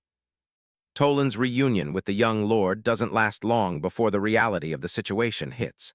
A servant breaks the news that everything went south while he was out, and they haven't even been able to arrange a funeral for the duke. Tolan is in total shock, but the servant doubles down. It's all true. Outside, the remaining staff are already trashing the family's name, claiming the duke only went crazy because his heir was just some random vagrant. They're ready to jump ship before they get caught up in the traitor mess too, and Tolan hears every single word from the window above. He knows that once you're labeled a traitor to the empire, that stigma sticks to you forever. He turns back to the servant, his face pale but his mind made up. He's stepping up as the acting head of the house. He isn't playing around either. He orders the servant to go outside and bring him the tongues of those gossiping fools. The servant is absolutely terrified, but Tolan just glares at him, asking if he really needs to repeat himself. The man bows as fast as he can, promising to get it done. The duke's son watched from the doorway, clearly stunned by this new, dark version of the man he once knew. Tolan turns to the boy and tells him the duke doesn't deserve to be called one of them anymore, asking for his understanding. The boy is confused, but Tolan makes it official. He's the one in charge of House Fetus now. He tells the boy it's his job to protect the estate until the young lord is ready to take over for real. The boy can only stare as Tolan declares that he'll do whatever it takes to keep the family honor alive. He takes off his glasses, and you can see the kindness completely vanish from his face. He reveals a cold, predatory gaze, vowing to use every dirty trick in the book to ensure their survival, no matter the cost. Inside the first prince's luxurious chamber, everything looks expensive and peaceful for the moment. Then a chair comes flying out of nowhere, shattering against the fireplace with a massive crash. First Prince Raja isn't stopping there, screaming in rage as he continues his destructive spree. He stands panting by the window, surrounded by the wreckage of his own room. Outside the door, a maid named Saris is absolutely terrified, wondering why she's the one stuck dealing with this. Raja leans over a table, his eyes glowing gold with pure rage as he vows to tear someone limb from limb. Ran Averin is already inside, watching the tantrum with a calm that's honestly a bit creepy. He tells his brother he needs a favor, announce he's heading into the Imperial Forest tomorrow, but then stay put. Raja snaps back, demanding to know why he should do something so ridiculous. Ran just keeps it simple. He has some private business to attend to in those woods. He wants a diversion so no one else dares to set foot in the forest while he's there alone. Raja isn't buying the private business excuse and asks what he's really plotting. Ran flashes a chilling smile, calling his little excursion a form of treatment. That sets Raja off. He lunges forward and grabs Ran by the collar, calling him a bastard. He slams Ran against the wall, mocking him for thinking he's suddenly someone important. Blue energy, polluted manis, starts swirling around them as Raja threatens to find a real scholar to fix him. Ran doesn't look scared at all, even as Raja gets right in his face and threatens to end his life. He just laughs, blood dripping from his mouth as he tells his brother he'd better move fast then. Because the moment Raja used that energy, his already fatting lifespan just took another massive hit. Raja immediately pays the price, coughing up a sickening amount of dark blood onto the floor. He collapses to his knees, gasping for air as Rand tells him that without this treatment, he won't even be able to walk in a week. Rand wipes his mouth, asking if he's really curious to see how the rest of the imperial family reacts to his collapse. He suggests that instead of saving him, they might just decide it's time for someone else to sit on the throne. Raja can only growl out a weak insult while clutching his stomach in pain. Rand leans down, his eyes glowing with an intense light as he tells his brother to start using his head if he wants to live. He warns him that while they share the same blood, his patience isn't exactly endless. As he walks away, he tells Raja to stop trying to have him kept under watch. He points out that vanishing without a trace is one of his specialties, and a tail on him just wears them both out. From the floor, Raja demands to know what Rand's real objective is. Rand pauses for a second, looking back with a cold, blank expression. Survival, he says, just survival. The next day, a black crow flies high above the dense greenery of the imperial forest. It dives into the canopy, black feathers drifting through the sunlight as it changes back. A boot hits the soft forest floor. Rand is back in human form. He's pleased to find the area completely deserted. His order to clear the forest worked perfectly. He checks his surroundings, ready to finally start experimenting with his ability in private. He realizes that if he can turn into a crow, there's a chance he might be able to become other animals too. He thinks of a horse, realizing that a form like that would be far more useful than he initially thought. But to figure that out, he needs to understand exactly how this power works. He reaches into his bag, focused on nailing down the specific conditions required for a transformation. His simplest guess is that it requires physical contact, just like with the crow and the horse from before. He starts setting up a simple trap to test the theory, hoping to catch something small to experiment on. Rand is focused on his goal. He needs a new animal form, and he's starting small.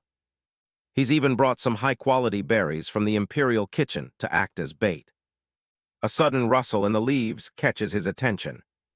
Sure enough, a little squirrel pops its head out of the brush. The trap isn't even set yet, but the target is right there. Rand watches the little guy, wondering if he can just snatch it up. He holds out his hand, offering a few nuts to lure it in. It works like a charm. As the squirrel snacks away, Rand makes the crucial physical contact he needs. He decides it's time to put his theory to the test. He focuses his energy, ready to trigger the change. A golden light erupts around him. The transformation is starting. But then the light just fades away, leaving him exactly the same as before. Rand stands there in silence, wondering what went wrong. He thinks back to when he turned into a crow or a horse. Did the situation matter? He realizes that maybe he only transforms when he feels a desperate need for the animal's specific trait, like flying or running. Before he can think it through, the squirrel suddenly lunges, grabbing his bag and bolting. Rand is stunned. This tiny creature is literally dragging off his whole bag of supplies. He shouts after it, promising it all the acorns it wants if it just brings the bag back. He manages to dive and grab the strap, thinking he finally has it. But the squirrel is surprisingly strong, even managing to pull Rand along as it tries to escape up a tree. Rand refuses to let go, getting into a literal tug-of-war with a rodent. The struggle is so intense that the leather strap starts to rip apart under the strain. Rand looks completely drained, staring blankly after the ordeal. By the time he's finished, birds are scattering into the darkening evening sky. Back at the palace, the moons hang high in the night sky. The maid, Saris, knocks on Rand's door with his dinner tray, hoping for a peaceful interaction. She hesitantly steps inside, praying she won't have to deal with another of the prince's outbursts. She immediately stops in her tracks. Rand is standing there looking like he just crawled out of a ditch. Rand tries to play it cool, claiming he just got a bit dirty while taking a walk in front of the palace. Internally, he's fuming, realizing he spent the entire day failing to transform and just chasing a squirrel through the mud. Saris can tell he's lying, but she's too scared to point out how ridiculous he looks. Rand tells her he's going to bathe before eating and demands she bring him a clean set of clothes. As she prepares to leave, she notices something moving in Rand's bag. She realizes he actually brought the squirrel back with him and asks if he caught it. Rand looks down at the damned squirrel that caused him so much trouble all day. Suddenly, the squirrel leaps out of the bag and starts racing around the room like a maniac. Ceres gasps in horror, worried about what the prince might do to the poor creature. Rand finally snatches it by the tail, holding it up with a predatory grin that sends shivers down her spine. Terrified, she begs him to spare its life and let her take it back outside. Rand snaps at her, his eyes wide and intense as he repeats his order to just bring him the clothes. Ceres doesn't need to be told twice. She bolts out of the room and sprints down the hallway. She's in a blind panic, terrified that if she doesn't hurry back with those clothes, the little squirrel won't stand a chance. Ceres sprints down the corridor, clutching the fresh garments to her chest while praying for the little squirrel to stay safe just a moment longer. Her frantic flight is abruptly halted as a tall, imposing figure blocks her path. It's Mental Aberon, the first princess. Mental's gaze is cold and sharp as she identifies Ceres as one of Rand's servants, demanding to know why she's in such a reckless rush. Paralyzed with fear, Ceres drops into a deep bow as Mental eyes the bundle in her arms, questioning if she's attempting to steal imperial property. Trembling and on the verge of tears, Ceres swears by the Great Sierra that she would never do something so brazen. As Mental moves her hand toward her, Ceres quickly explains that Prince Rand simply dirtied his clothes while walking in the garden. Mental stares down at the terrified girl, her voice chilling as she states that it doesn't actually matter if she's telling the truth or not. Mental hovers her hand above Ceres's head, wondering aloud if the girl's explanation was sincere or just a desperate excuse to save herself. As Mental activates her power to peer into the maid's mind, her composed expression shifts when she catches a glimpse of a specific memory. Within Ceres's thoughts, she sees the image of Rand, his clothes covered in the distinct debris of a forest rather than a manicured garden. Mental's eyes glow with a piercing light as she realizes her brother lied about his location. He hadn't been in the garden at all, but deep within the imperial forest. The night air settles over the imperial palace, but inside, things are far from quiet. Prince Rand Averon stares down a tiny intruder, wondering how it even managed to get inside his room. He tries a gentle approach, offering to help the little squirrel back to the forest if it just stays still. The rodent just stands there, looking as confused as he is. Rand finds the whole situation absurd.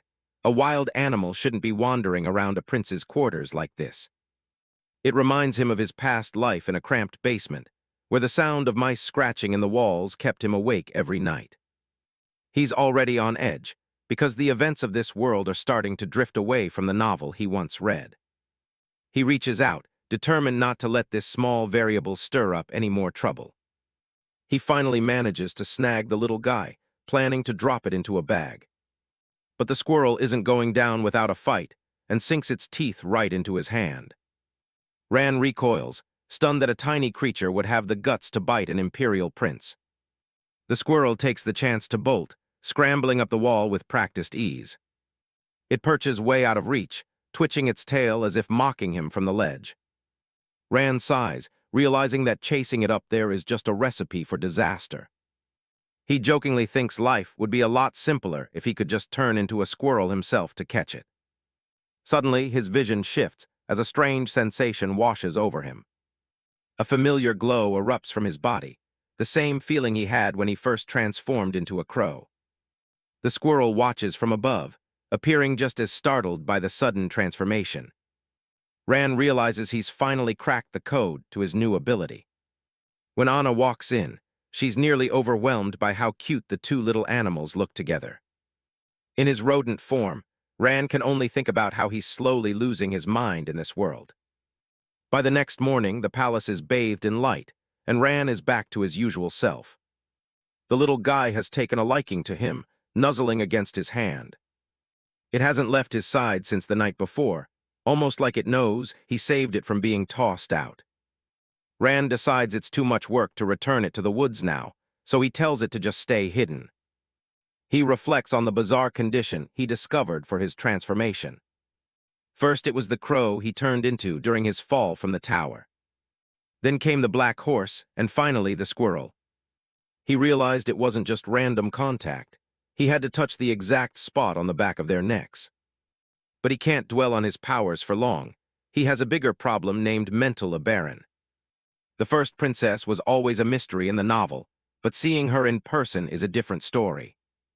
Her gaze is cold and calculating, far more chilling than any written description could convey.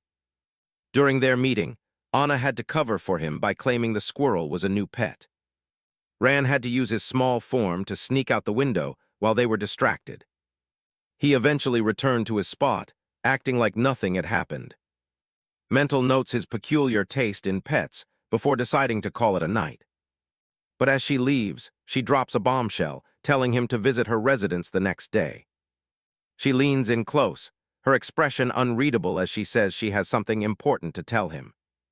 Once she's gone, Rand spirals into worry, wondering if she's already figured out his secret.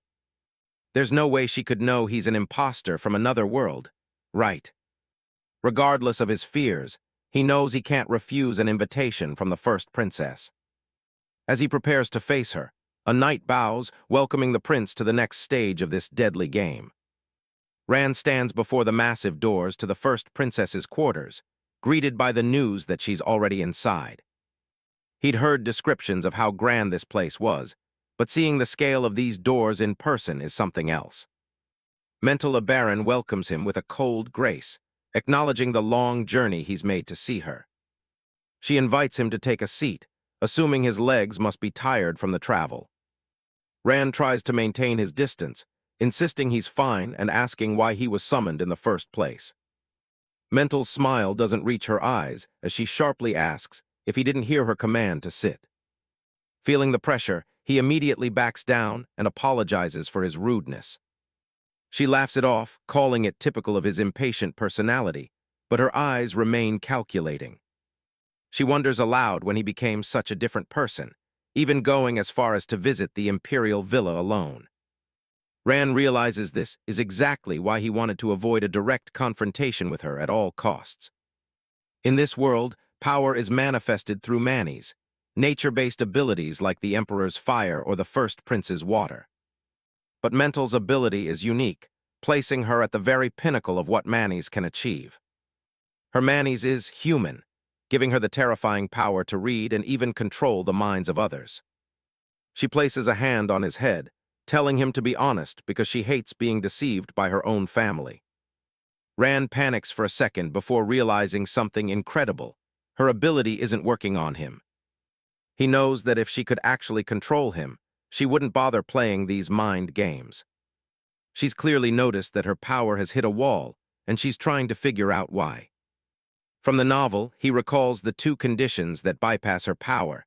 The first is being blood-related to her. The second condition is even stranger. The target must feel a sincere, deep familial love for her. Rand is repulsed by the idea. There's no way he could ever feel genuine love for a woman like this. Mental leans in, pressing him for an answer while he remains frozen in thought. He's left questioning the mechanics of this world. If he doesn't love her, why is her ability failing? The scene shifts far from the palace, to a secluded cave hidden behind a waterfall. Inside, the only sound is the rhythmic dripping of water from the ancient stalactites. A single drop gathers at the tip of a rock, catching the faint light before it falls. The water splashes onto the face of a man, lying motionless on the cave floor. Duke Fetters, battered and covered in grime, slowly starts to drift back into consciousness. He winces in pain, his body feeling like it's been through a war. He sits up, disoriented and wondering if he's ended up in some kind of afterlife. A calm voice from the shadows tells him that he is, in fact, still very much alive. The Duke is stunned to find a hooded figure sitting just a few feet away from him. The stranger rests their hand on the hilt of a sword, shifting the mood from rescue to interrogation. The hooded figure stands, demanding to know if the Duke still swears loyalty to the Empire. Radel reveals his eyes from beneath the hood, making it clear that his next move depends entirely on the Duke's answer. Fetters can only stare at the blade, realizing he's traded one deadly situation for another. Meanwhile, back in the palace, Mental is still grappling with the fact that her powers are useless against Ran. She asks him point-blank why he suddenly became a completely different person. Ran wonders if the immunity is a side effect of him, possessing a character that wasn't supposed to be important. In the original novel, the seventh prince was barely a footnote, with almost no background info to draw from. Mental mocks his silence, claiming she can almost hear the gears turning in his head.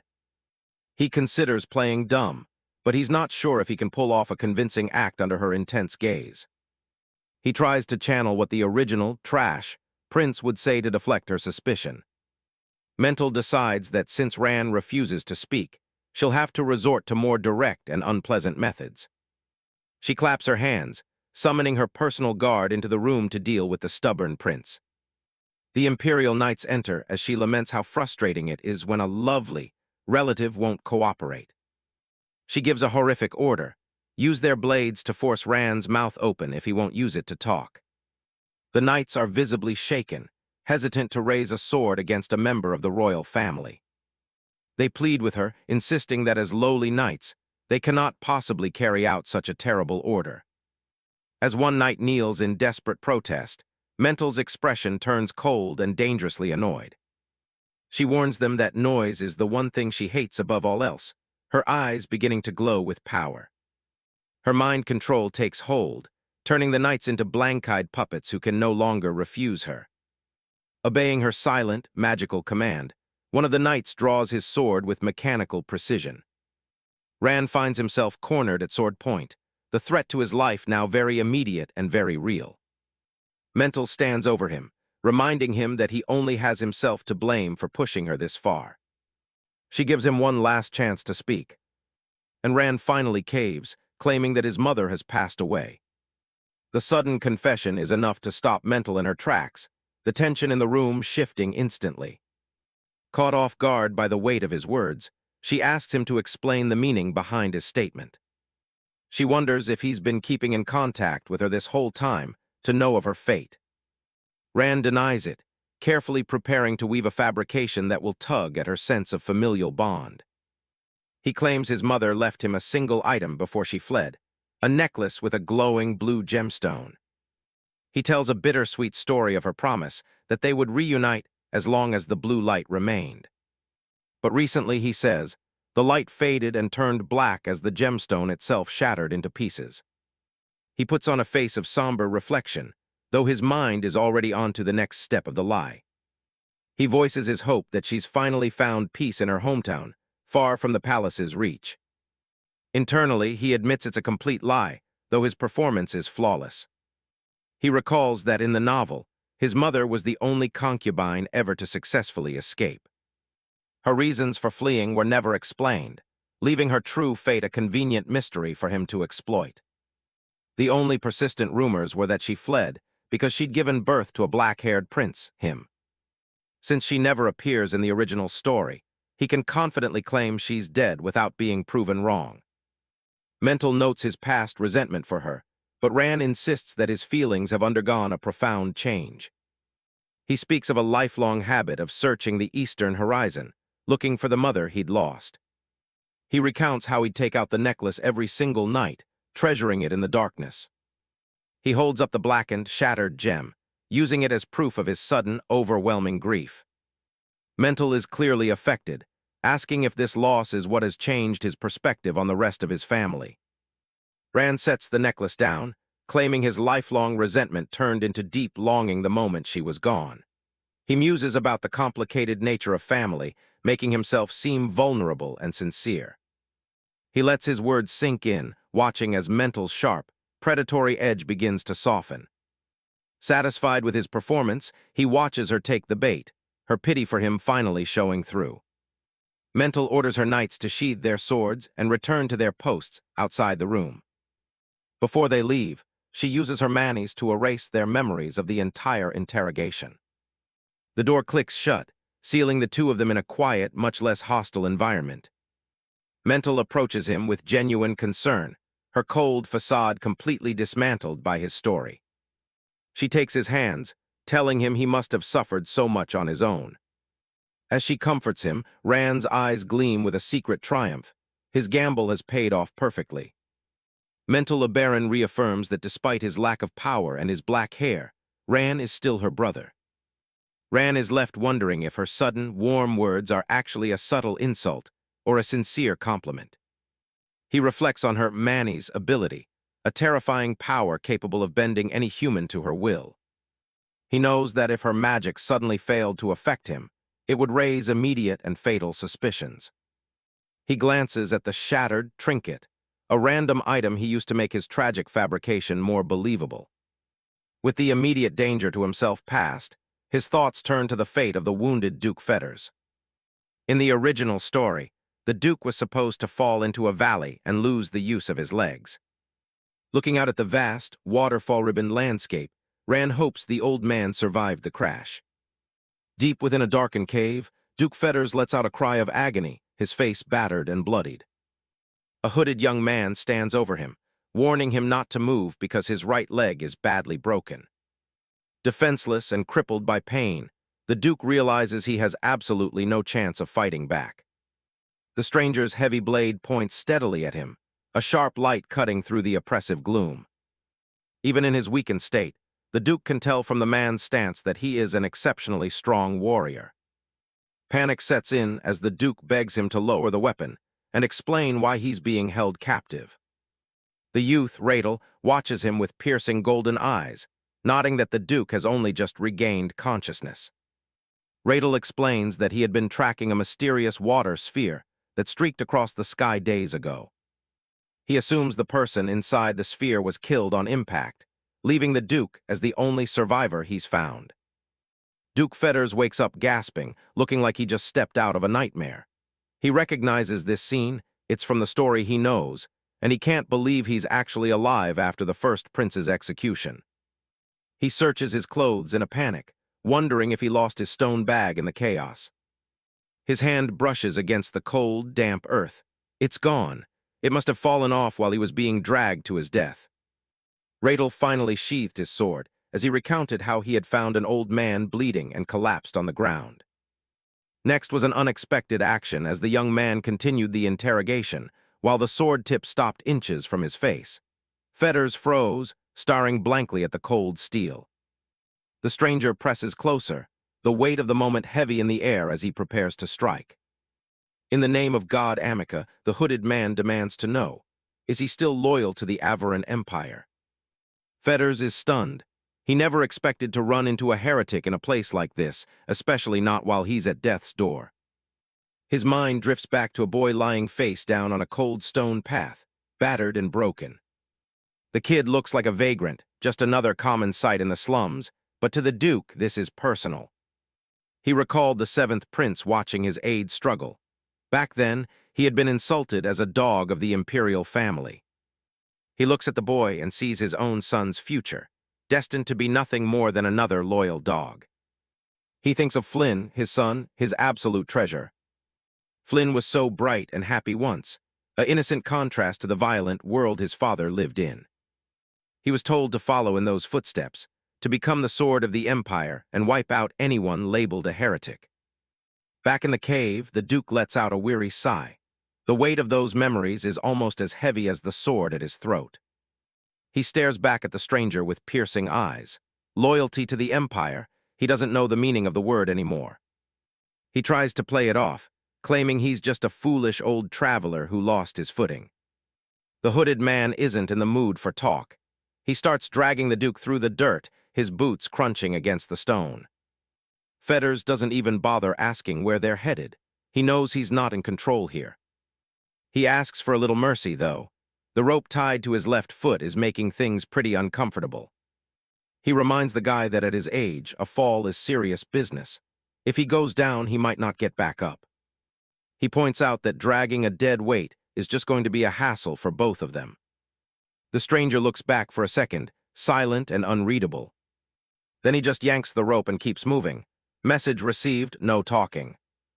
Fetters grunts as he's pulled along, realizing the kid is completely ignoring him. He looks around, wondering how a cave like this stayed hidden so close to the imperial forest. He thinks back to the name Amica, a heretical cult that was supposed to have been wiped out 50 years ago. He wonders if they've been living in the shadows all this time, right under the Empire's nose. He tries to remember the scenery before he lost consciousness, but everything's a blur of water and light. He thinks he was west of the central tower, or was it southwest? He needs to get his bearings. His plan is simple: memorize the layout, escape, and then come back with an army. Right now, the priority is just figuring out where the hell he is. He keeps his head down, matching the stranger's pace as they go deeper into the dark. It's a bit absurd, he thinks. Even as a traitor, he's still analyzing things like a commander. It's a hard habit to break. The stranger's boots finally come to a halt. We've reached somewhere. Radel decided it was time for some introductions. The young man asked the old man for his name. The man paused, then fabricated a short answer. My name is Jaying. Radel reaches out to touch the cave wall, admitting he was surprised he even found the old man alive. He explains that this place isn't something you can just wander into. It's protected by a divine blessing. And if you're from the Empire, you're definitely not supposed to be here. He grips his sword, mana beginning to flare. He plunges the blade into the ground, and glowing runes erupt across the floor, bathing the entire chamber in a brilliant golden light. Duke Fetters is completely blinded by the sudden surge of light from the ritual. Radel stands at the center of the magic, channeling a power that feels ancient and overwhelming. The entire cave begins to vibrate as the ritual reaches its peak, stones floating in the air. Radel stops and looks at the Duke, giving him a choice. Is he a henchman of the Empire or a true believer in God Amica? He gives the old man a cold welcome to the space of Amica, revealing his glowing yellow eyes. Back at the palace, the night sky is lit up by several moons as the imperial family gathers. First Prince Raja is gasping for air, clutching a glowing blue orb as Ran's treatment takes its toll. Ran is just lounging on a sofa, thinking about how the original story's timeline is speeding up. He feels a tiny bit guilty for making the old Duke suffer, but it's all part of his plan to find the protagonist. Raja isn't exactly patient. He slams the table and demands more material to speed up his healing. Ran just gives him a blank stare, asking if he's actually trying to yell at him. Raja complains that he's sick of this tedious treatment, looking completely frustrated. Ran warns him to have some patience. His body will literally break if he tries to rush this. The prince won't listen. He just wants a faster way to get his strength back. Ran plays dumb, asking what kind of shortcut Raja is even talking about. Raja brings up the hookah Ran saw him with before, clearly desperate for its effects. Ran just smiles. Since it's ruining his health anyway, maybe it's the perfect time to quit. Raja stomps away in a rage. Ran knows that the hookah is actually a slow poison for him. Raja tries to compensate by drinking wine and eating dinner, but he's just delaying the inevitable. Ran reflects that everything the prince consumes is like poison, until that seed in his body is taken care of. He tells Raja it's time to head out. They can't be late for the evening ritual. A bright blue light pulses through the ritual hall as the ceremony begins. The second prince takes center stage, channeling a massive wave of blue mana into the pool. He looks cold and focused, easily manipulating the energy with absolute precision. The younger princes watch in awe, praising their brother's incredible increase in manis. The emperor, declares the ritual closed, seeing no other challengers for the day.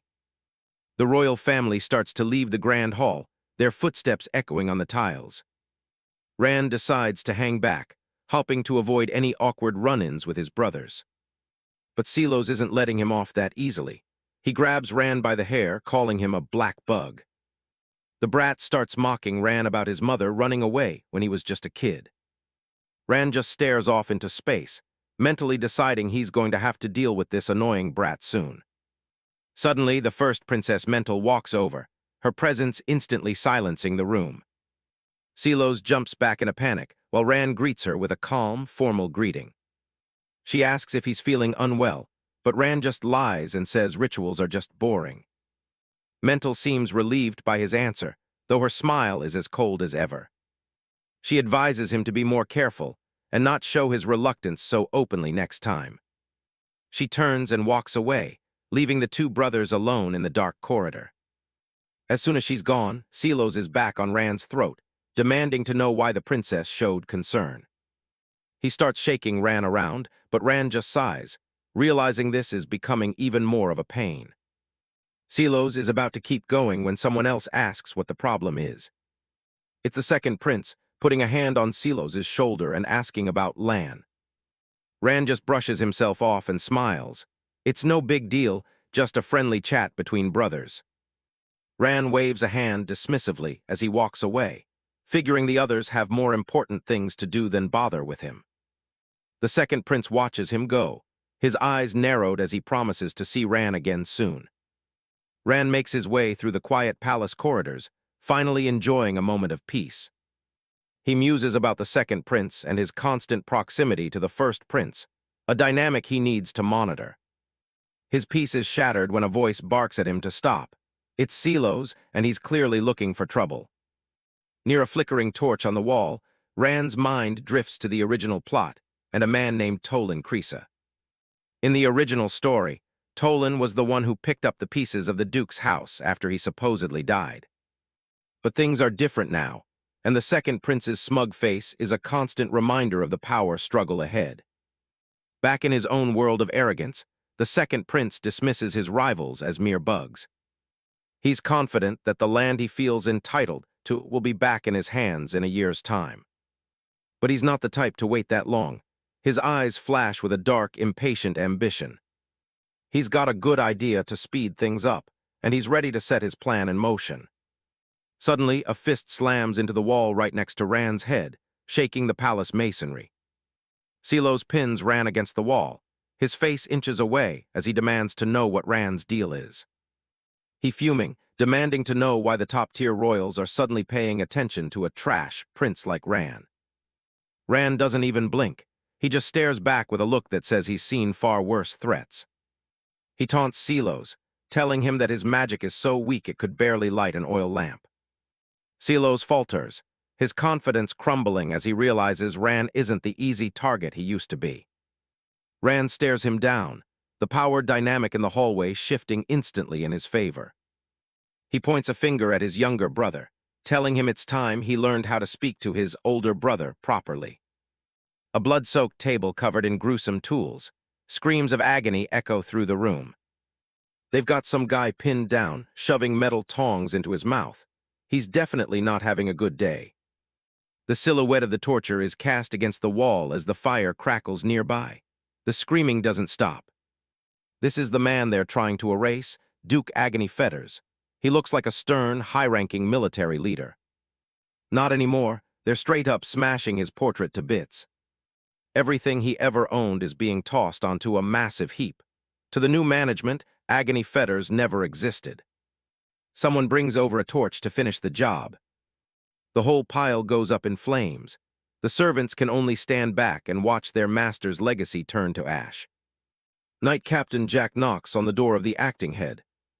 He steps inside to give his report. Jack been busy. He caught the guys spreading rumors, cut off their hands, and kicked them out. The old knight can barely keep his eyes open.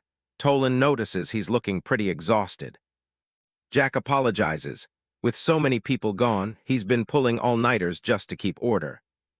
He hands over a scroll, a long list of everyone who's deserted the house. Tolan looks it over. Nearly half their staff has already packed up and left. Tolan stares at the list. Even the families that used to be their allies are cutting ties now. If the servants lose their discipline too, the entire house of Fetters is going to collapse. Jack asks if this is all a bit much. Erasing every trace of the Duke might just provoke the people who were actually loyal to him. Tolan gives him a look that could freeze blood. He asks Jack if he still thinks Agony is the one in charge. Jack immediately backs down. He tries to explain that it's just hard to forget the old master. He still can't wrap his head around how such a loyal man could end up like this. Looking at Tolan, Jack realizes he's standing in front of a completely different person now. Observing Tolan processing the documents, he wondered to himself, perhaps this young man has changed and betrayed the Duke. Tolan slams his hand down. It's time to deal with the rest of the household. Tolan and Jack head out to the main courtyard. One of the aides confirms that everyone is gathered and ready for the speech. Tolan starts his walk up the stone steps. He reaches the top of the podium. He looks down at a sea of nervous faces. All the servants and remaining knights are waiting to hear their fate. The kitchen staff are whispering in the back. Word is some of them got their tongues cut out just for saying the wrong thing yesterday. The guards are just as worried. They're terrified the whole family is going to be branded as traitors. Tolan takes a deep breath to compose himself. He starts by reminding them of their history. For 1,000 years, House Fetters has been the shield of the imperial family. But lately, everything has fallen into complete chaos. And he points the finger directly at the cause, Agony Fetters. The crowd reacts with a collective shock. He calls the former duke a traitor who was executed by the imperial family. Everything the house built has been shaken to its core. He knows people are doubting their loyalty now more than ever. So he's giving everyone one final choice. Anyone who wishes to leave can go today, even if their contract isn't up. No penalties, no questions asked. But Tolan tells them to remember one thing. He looks up at Flynn Fetters watching from the balcony. House Fetters still has someone left to keep their ancient oath alive. Tolan declares that until young Flynn Fetters officially takes over as head, he'll be calling the shots. He vows to keep proving their house's loyalty to the Empire, no matter what it takes. The Fetters' crest waves in the wind as Tolan drops a heavy warning to the household staff. He makes it crystal clear, any betrayal during this transition will be met with absolutely zero mercy. The entire courtyard goes silent as the staff and knights process the cold threat. Even Captain Jack and the other higher-ups are taken aback by Tolan's sudden intensity. Jack knows the tone was threatening, but he can't deny that Tolan is making the right moves for their survival. High up on the balcony, young Flynn looks down, the weight of a dying house resting on his shoulders. Tolan's eyes are fixed on the future. The firmer his leadership, the faster they'll find stability. It's a far cry from the old days, when everyone used to tease him for being so easily flustered. Later, Tolan asks his assistant Pale if there's been any word back from the temple yet. Pale breaks the bad news. The temple has officially blacklisted anyone from House Fetters after the treason incident. Tolan isn't surprised. He expected a cold shoulder after their family's public disgrace. He hands over a sealed scroll, telling Pale to send it along with their very next request. Tolan looks up at the sky, still wondering what Duke Agony was really thinking at the end. He can't fathom why the Duke would throw his life away for a bunch of street kids in the slums. A long line of carriages makes its way through the countryside toward the capital. Tolan sits inside, knowing he'll never get a straight answer from the dead Duke now. But he's determined not to let the man's sacrifice go to waste. As the carriage rolls on, he asks the late Duke to watch over him as he carries out this mission. The carriage pulls up to the massive stone courtyard of the religious center. The temple itself is a colossal piece of architecture, towering over the surrounding city. Tolan steps out, taking in the magnificent and intimidating view. He's only been given 1 year to pull off his plan, so he knows every second counts. A massive crowd has already gathered in the plaza, buzzing with rumors about the Fetters' acting head. Tolan adjusts his glasses, determined to defy the First Prince's expectations. Watching from a high balcony, First Prince Raja notes the size of the crowd with a bored expression. He looks down at the commoners like they're nothing but insects he wants to crush. Meanwhile, deep in the forest of death, Ran Averin is stalking through the undergrowth. He's already bagged enough small animals, so it's time to move up to the medium-sized zone. He looks down at his squirrel companion and asks why it's still following him into such a dangerous place. He stuffs the little guy back into his bag, warning him that he won't be able to help if things get ugly today. Ran is confused. He was sure the squirrel wasn't in the bag just a second ago. He starts to wonder if the squirrel is secretly a transmigrator from another world just like him. Suddenly, Ran stops. He's finally tracked down exactly what he was looking for. Out of the shadows, a massive wolf snarls, its teeth bared and dripping with saliva. Ran tries the friendly approach, hoping he can just touch the back of its neck and get out of there. He waves his hands, trying to convince the beast he's just there to harvest some essence and leave. The wolf isn't buying it. It lets out a terrifying growl, eyes locked onto its target. Rand's bravado starts to slip as he realizes his wrist might not survive this encounter. The wolf lunges. Rand's survival instincts kick in instantly. He bolts through the forest at full speed, clutching the squirrel as the predator snaps at his heels. Rand screams at his squirrel companion, wondering why the heck it had to pick a fight with that wolf. Rand had been so sure the wolf was friendly. His plan was just to touch its neck and leave quietly.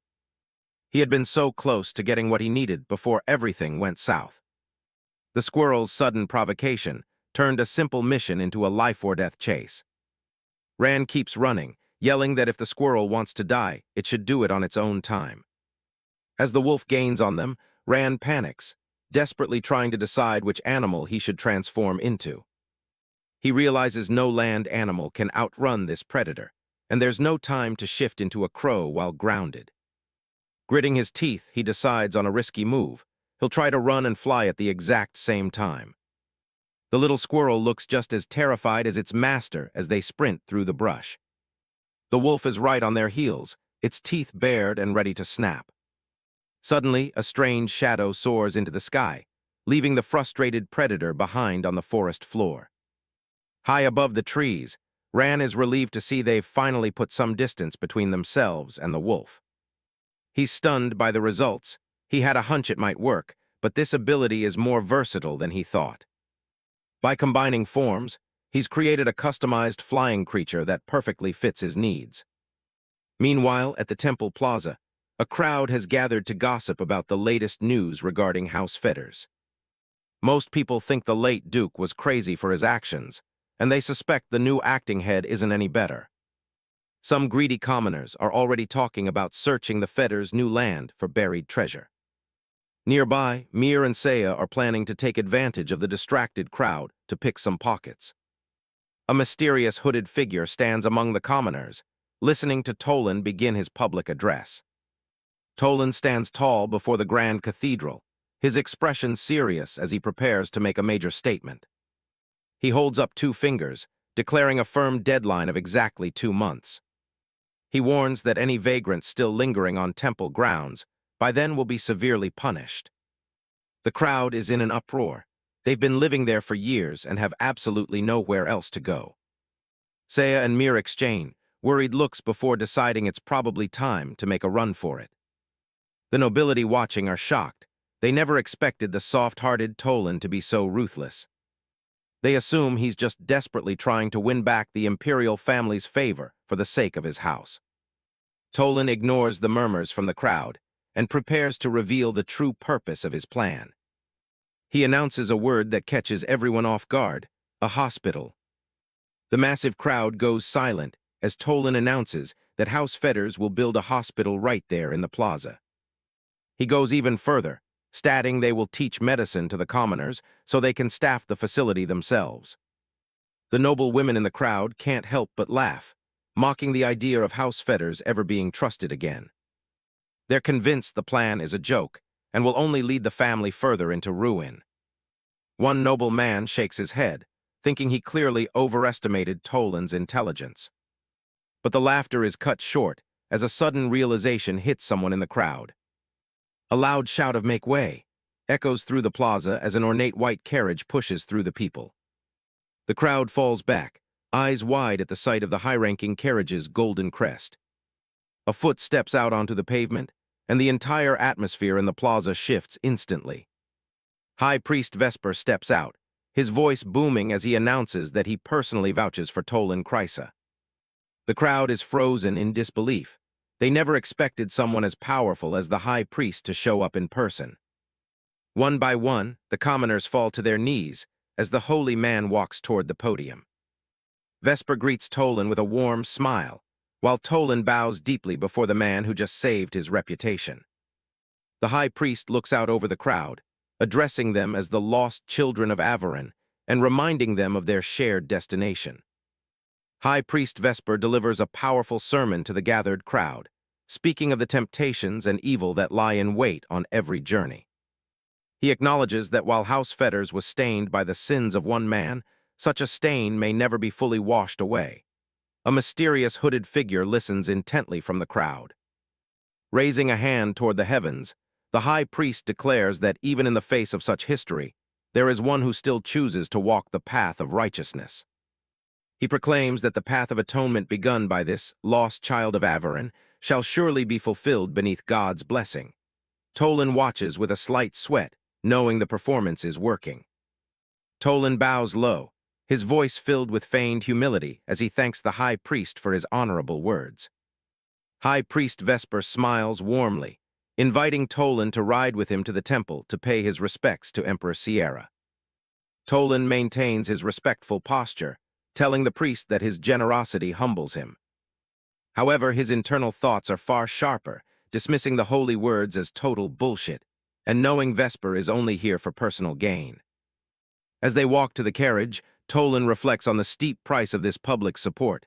House Fetters pays for everything, while the temple takes half the profit. He looks at the high priest's pleasant face, imagining the greedy grin the old man must have had when reading the letter of acceptance. Despite the cost, Tolan knows winning over the high priest was essential to making his complex plan a reality. As Tolan prepares to depart, he leaves a final, chilling comment for the mysterious hooded figure kneeling in the crowd. "It was good seeing you as well, young Lord Milio." The hooded figure is struck by a wave of shock, sweat beading on his brow. Since when did he notice me? Tolan turns his back on the crowd, musing that the world isn't so easy to turn upside down. Elsewhere, a fist slams violently onto a table. "What's with that damn old geezer?" The second prince is in a rage, his face contorted with anger. His royal aide notes that the acting head has played this situation perfectly. The prince is fuming, unable to fathom how, that bug, Tolan actually managed to use his brain for once. The prince's aide tried to placate him, saying there was no need for the future second prince of Avaran to worry, as he already had a solution in mind. Later, the prince snaps, his patience exhausted. He's too pissed off and needs to find someone to kill first. He kicked the door open and stormed out. The young prince remarked on his generosity, nodding that he could always kill those bugs right in front of him whenever he felt like it. Later, the young prince stood by the window with a glass of wine, his mood seemingly quite calm compared to his brother's outburst. He asks his royal aide for confirmation on the identity of the acting head of House Fetters, Tolan Krisa. The royal aide confirms that Tolan is the third son of House Krisa and was Agony Fetters' aide for the past 13 years. Swirling his wine, the prince looks thoughtful and sinister. "Something about this has been bothering me lately." The prince flung his wine glass with a casual flick of his wrist. It strikes his aide right in the face, shattering on impact. The prince looks on with a smug grin, claiming the man's presence alone is enough to irritate him. Despite the blood dripping down his face, the royal aide doesn't flinch and simply offers an apology. The prince walks away, complaining about how boring it is when his subordinates don't even react to a little pain. He settles into his chair and orders a full investigation into House Krisa's tax records from the last 5 years. He tells the aide to find an excuse to lock the count up, and if there isn't one, to just make it up. The aide obediently starts cleaning up the sharp glass from the floor. Looking out at the clear sky, the prince notes that the first prince's health is failing faster than he predicted. He seems more annoyed by the beautiful weather than anything else. His smile widens as he considers how quickly his brother managed to recover despite the odds. In another wing of the palace, Tolan receives a visit from his own aide, Pale. Pale reports that the hospital construction is ready to begin, and the noble applications are pouring in. The only remaining problem is the group of vagrants who haven't left the central district yet. Tolan tells him there's no need for the captain of the guard to get involved. He has another plan in mind. Pale hands over a new arrival, a letter from House Krisa. Tolan is surprised his biological family is reaching out to him first. He reads that Count Igo Krisa is planning to pay a visit to the Fetters' estate. The thought of seeing his brother again clearly catches him off guard. 2 weeks later, a maid approaches the heavy double doors of the meeting hall. Pale and Night Captain Jack stand guard outside while the meeting takes place. Inside, the atmosphere is thick with silence over a cup of tea. Tolan listens quietly as his brother sits across from him. Igo Kriso explains that he's been placed under house arrest following a sudden imperial audit. The investigators are claiming they found evidence of several illegal activities within the family. If the charges stick, the Count is looking at a long sentence in the imperial prison. Igo asks Tolan if he truly believes their father is capable of such crimes. He defends their father as an honest man who never cared for luxury or ambition. He looks Tolan in the eye and asks if he's really going to pretend he doesn't know why this is happening. Tolan counters by asking if his brother is actually trying to blame him for their family's downfall. Igo mentions hearing about Tolan employing vagrants for the hospital construction. He knows Tolan is providing them with food and shelter in exchange for their labor. Tolan brushes it off, saying it's just a way to improve security in the district. Igo points out the rumors of him giving out free food to children, mocking the idea of house fetters playing saint. He reveals the real issue. The first prince wanted those vagrants completely gone. Tolan's expression hardens as the political trap becomes clear. Tolan stands his ground, telling his brother to leave if he's only there to waste time. Igo pleads with him to think about their father one last time. Tolan's teeth clench as the memories of the past resurface. He reminds his brother that their father was the one who cast him out 13 years ago. Meanwhile, Princess Mental storms through a dark corridor, shouting for everyone to get out of her way. She's furious about being stuck in an underground temple for these endless ritual preparations. Mental finds the atmosphere suffocating, complaining about being stuck with lowly attendants all day. She's cut off mid-sentence when she unexpectedly runs into the Empress. The Empress looks worried, questioning why the first princess is away from her post. Mental offers a formal greeting, asking if her mother came all this way just to check on her. The Empress brings up the ritual preparations, but Mental just teases her for being overprotective. The Empress says it's only natural for a mother to worry about the daughter she gave birth to. She admits her mind is never at ease, fearing her daughter might make a critical mistake. Mental notes her mother is being unusually affectionate and suggests they go have tea together. The Empress declines, stating she has an important engagement with the Emperor and tells Mental to get back to work. As the Empress walks away, Mental watches her go down the dark corridor. She wonders if that was a lie or if something truly urgent came up, wishing her ability still worked on her mother. The echo of her own footsteps is the only sound in the hallway. She walks on with a cold, determined expression. She stops for a moment, looking back with a suspicious glint in her eyes. She stands alone, framed by the shadows of the palace hallway. Her silhouette is small against the vastness of the corridor. High above the forest, a black bird soars through the clear blue sky. It suddenly plummets toward the trees, crashing through the leaves with a startled squeak. The squirrel companion clings to a branch, barely avoiding the crash. Ran grips a tree trunk, coughing violently but relieved that he actually survived. He realizes that his ability is even stranger than he initially thought. It's not just about turning into animals. He can actually combine their traits however he wants. The scope of this power is massive, but it feels like there's a heavy price to pay. He suspects that using it too much might be literal poison to his lifespan. He wonders why his body is suddenly feeling so weak and strange. His vision fades and he collapses onto the forest floor, his body burning with fever. The squirrel rushes to the ground, scurrying toward its fallen companion. It stands over Rand's unconscious body, letting out a confused little sound. It gives him a couple of pokes, trying to see if he's still awake. When that doesn't work, it starts aggressively slapping his head to wake him up. The squirrel lands a final blow and looks down at him with a disapproving glare. It crosses its arms, waiting for some kind of sign of life. Suddenly, the little creature broke its silence and spoke. It demanded to know if he was really just going to pass out like a weakling. A massive wolf watches from the bushes as the squirrel scoffs at Rand's weakness. The squirrel is startled when it realizes the predator is right behind them. The wolf lets out a terrifying snarl, showing off its rows of sharp teeth. Unfazed, the squirrel jumps onto the wolf's head and starts hitting it, telling it to keep it down while Ran is sleeping. The wolf cowers in pain, while the squirrel scolds it for being so sensitive about a little bite earlier. The wolf whimpers and backs away, as the squirrel asks if it's really scared of that kid.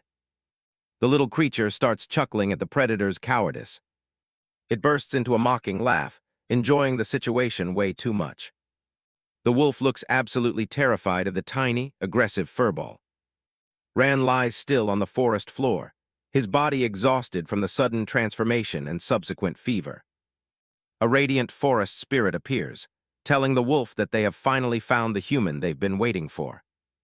The wolf stares up in silent awe at the glowing, divine figure standing before it. The birds in the trees settle on their branches, their attention captured by the spirit's resonant voice. The spirit commands the deer and all other creatures to spread the news of the human's arrival across the entire forest. A serene smile touches the forest spirit's face as he celebrates the end of their long wait. He looks down at the sleeping prince, acknowledging his current weakness but sensing that his time is fast approaching.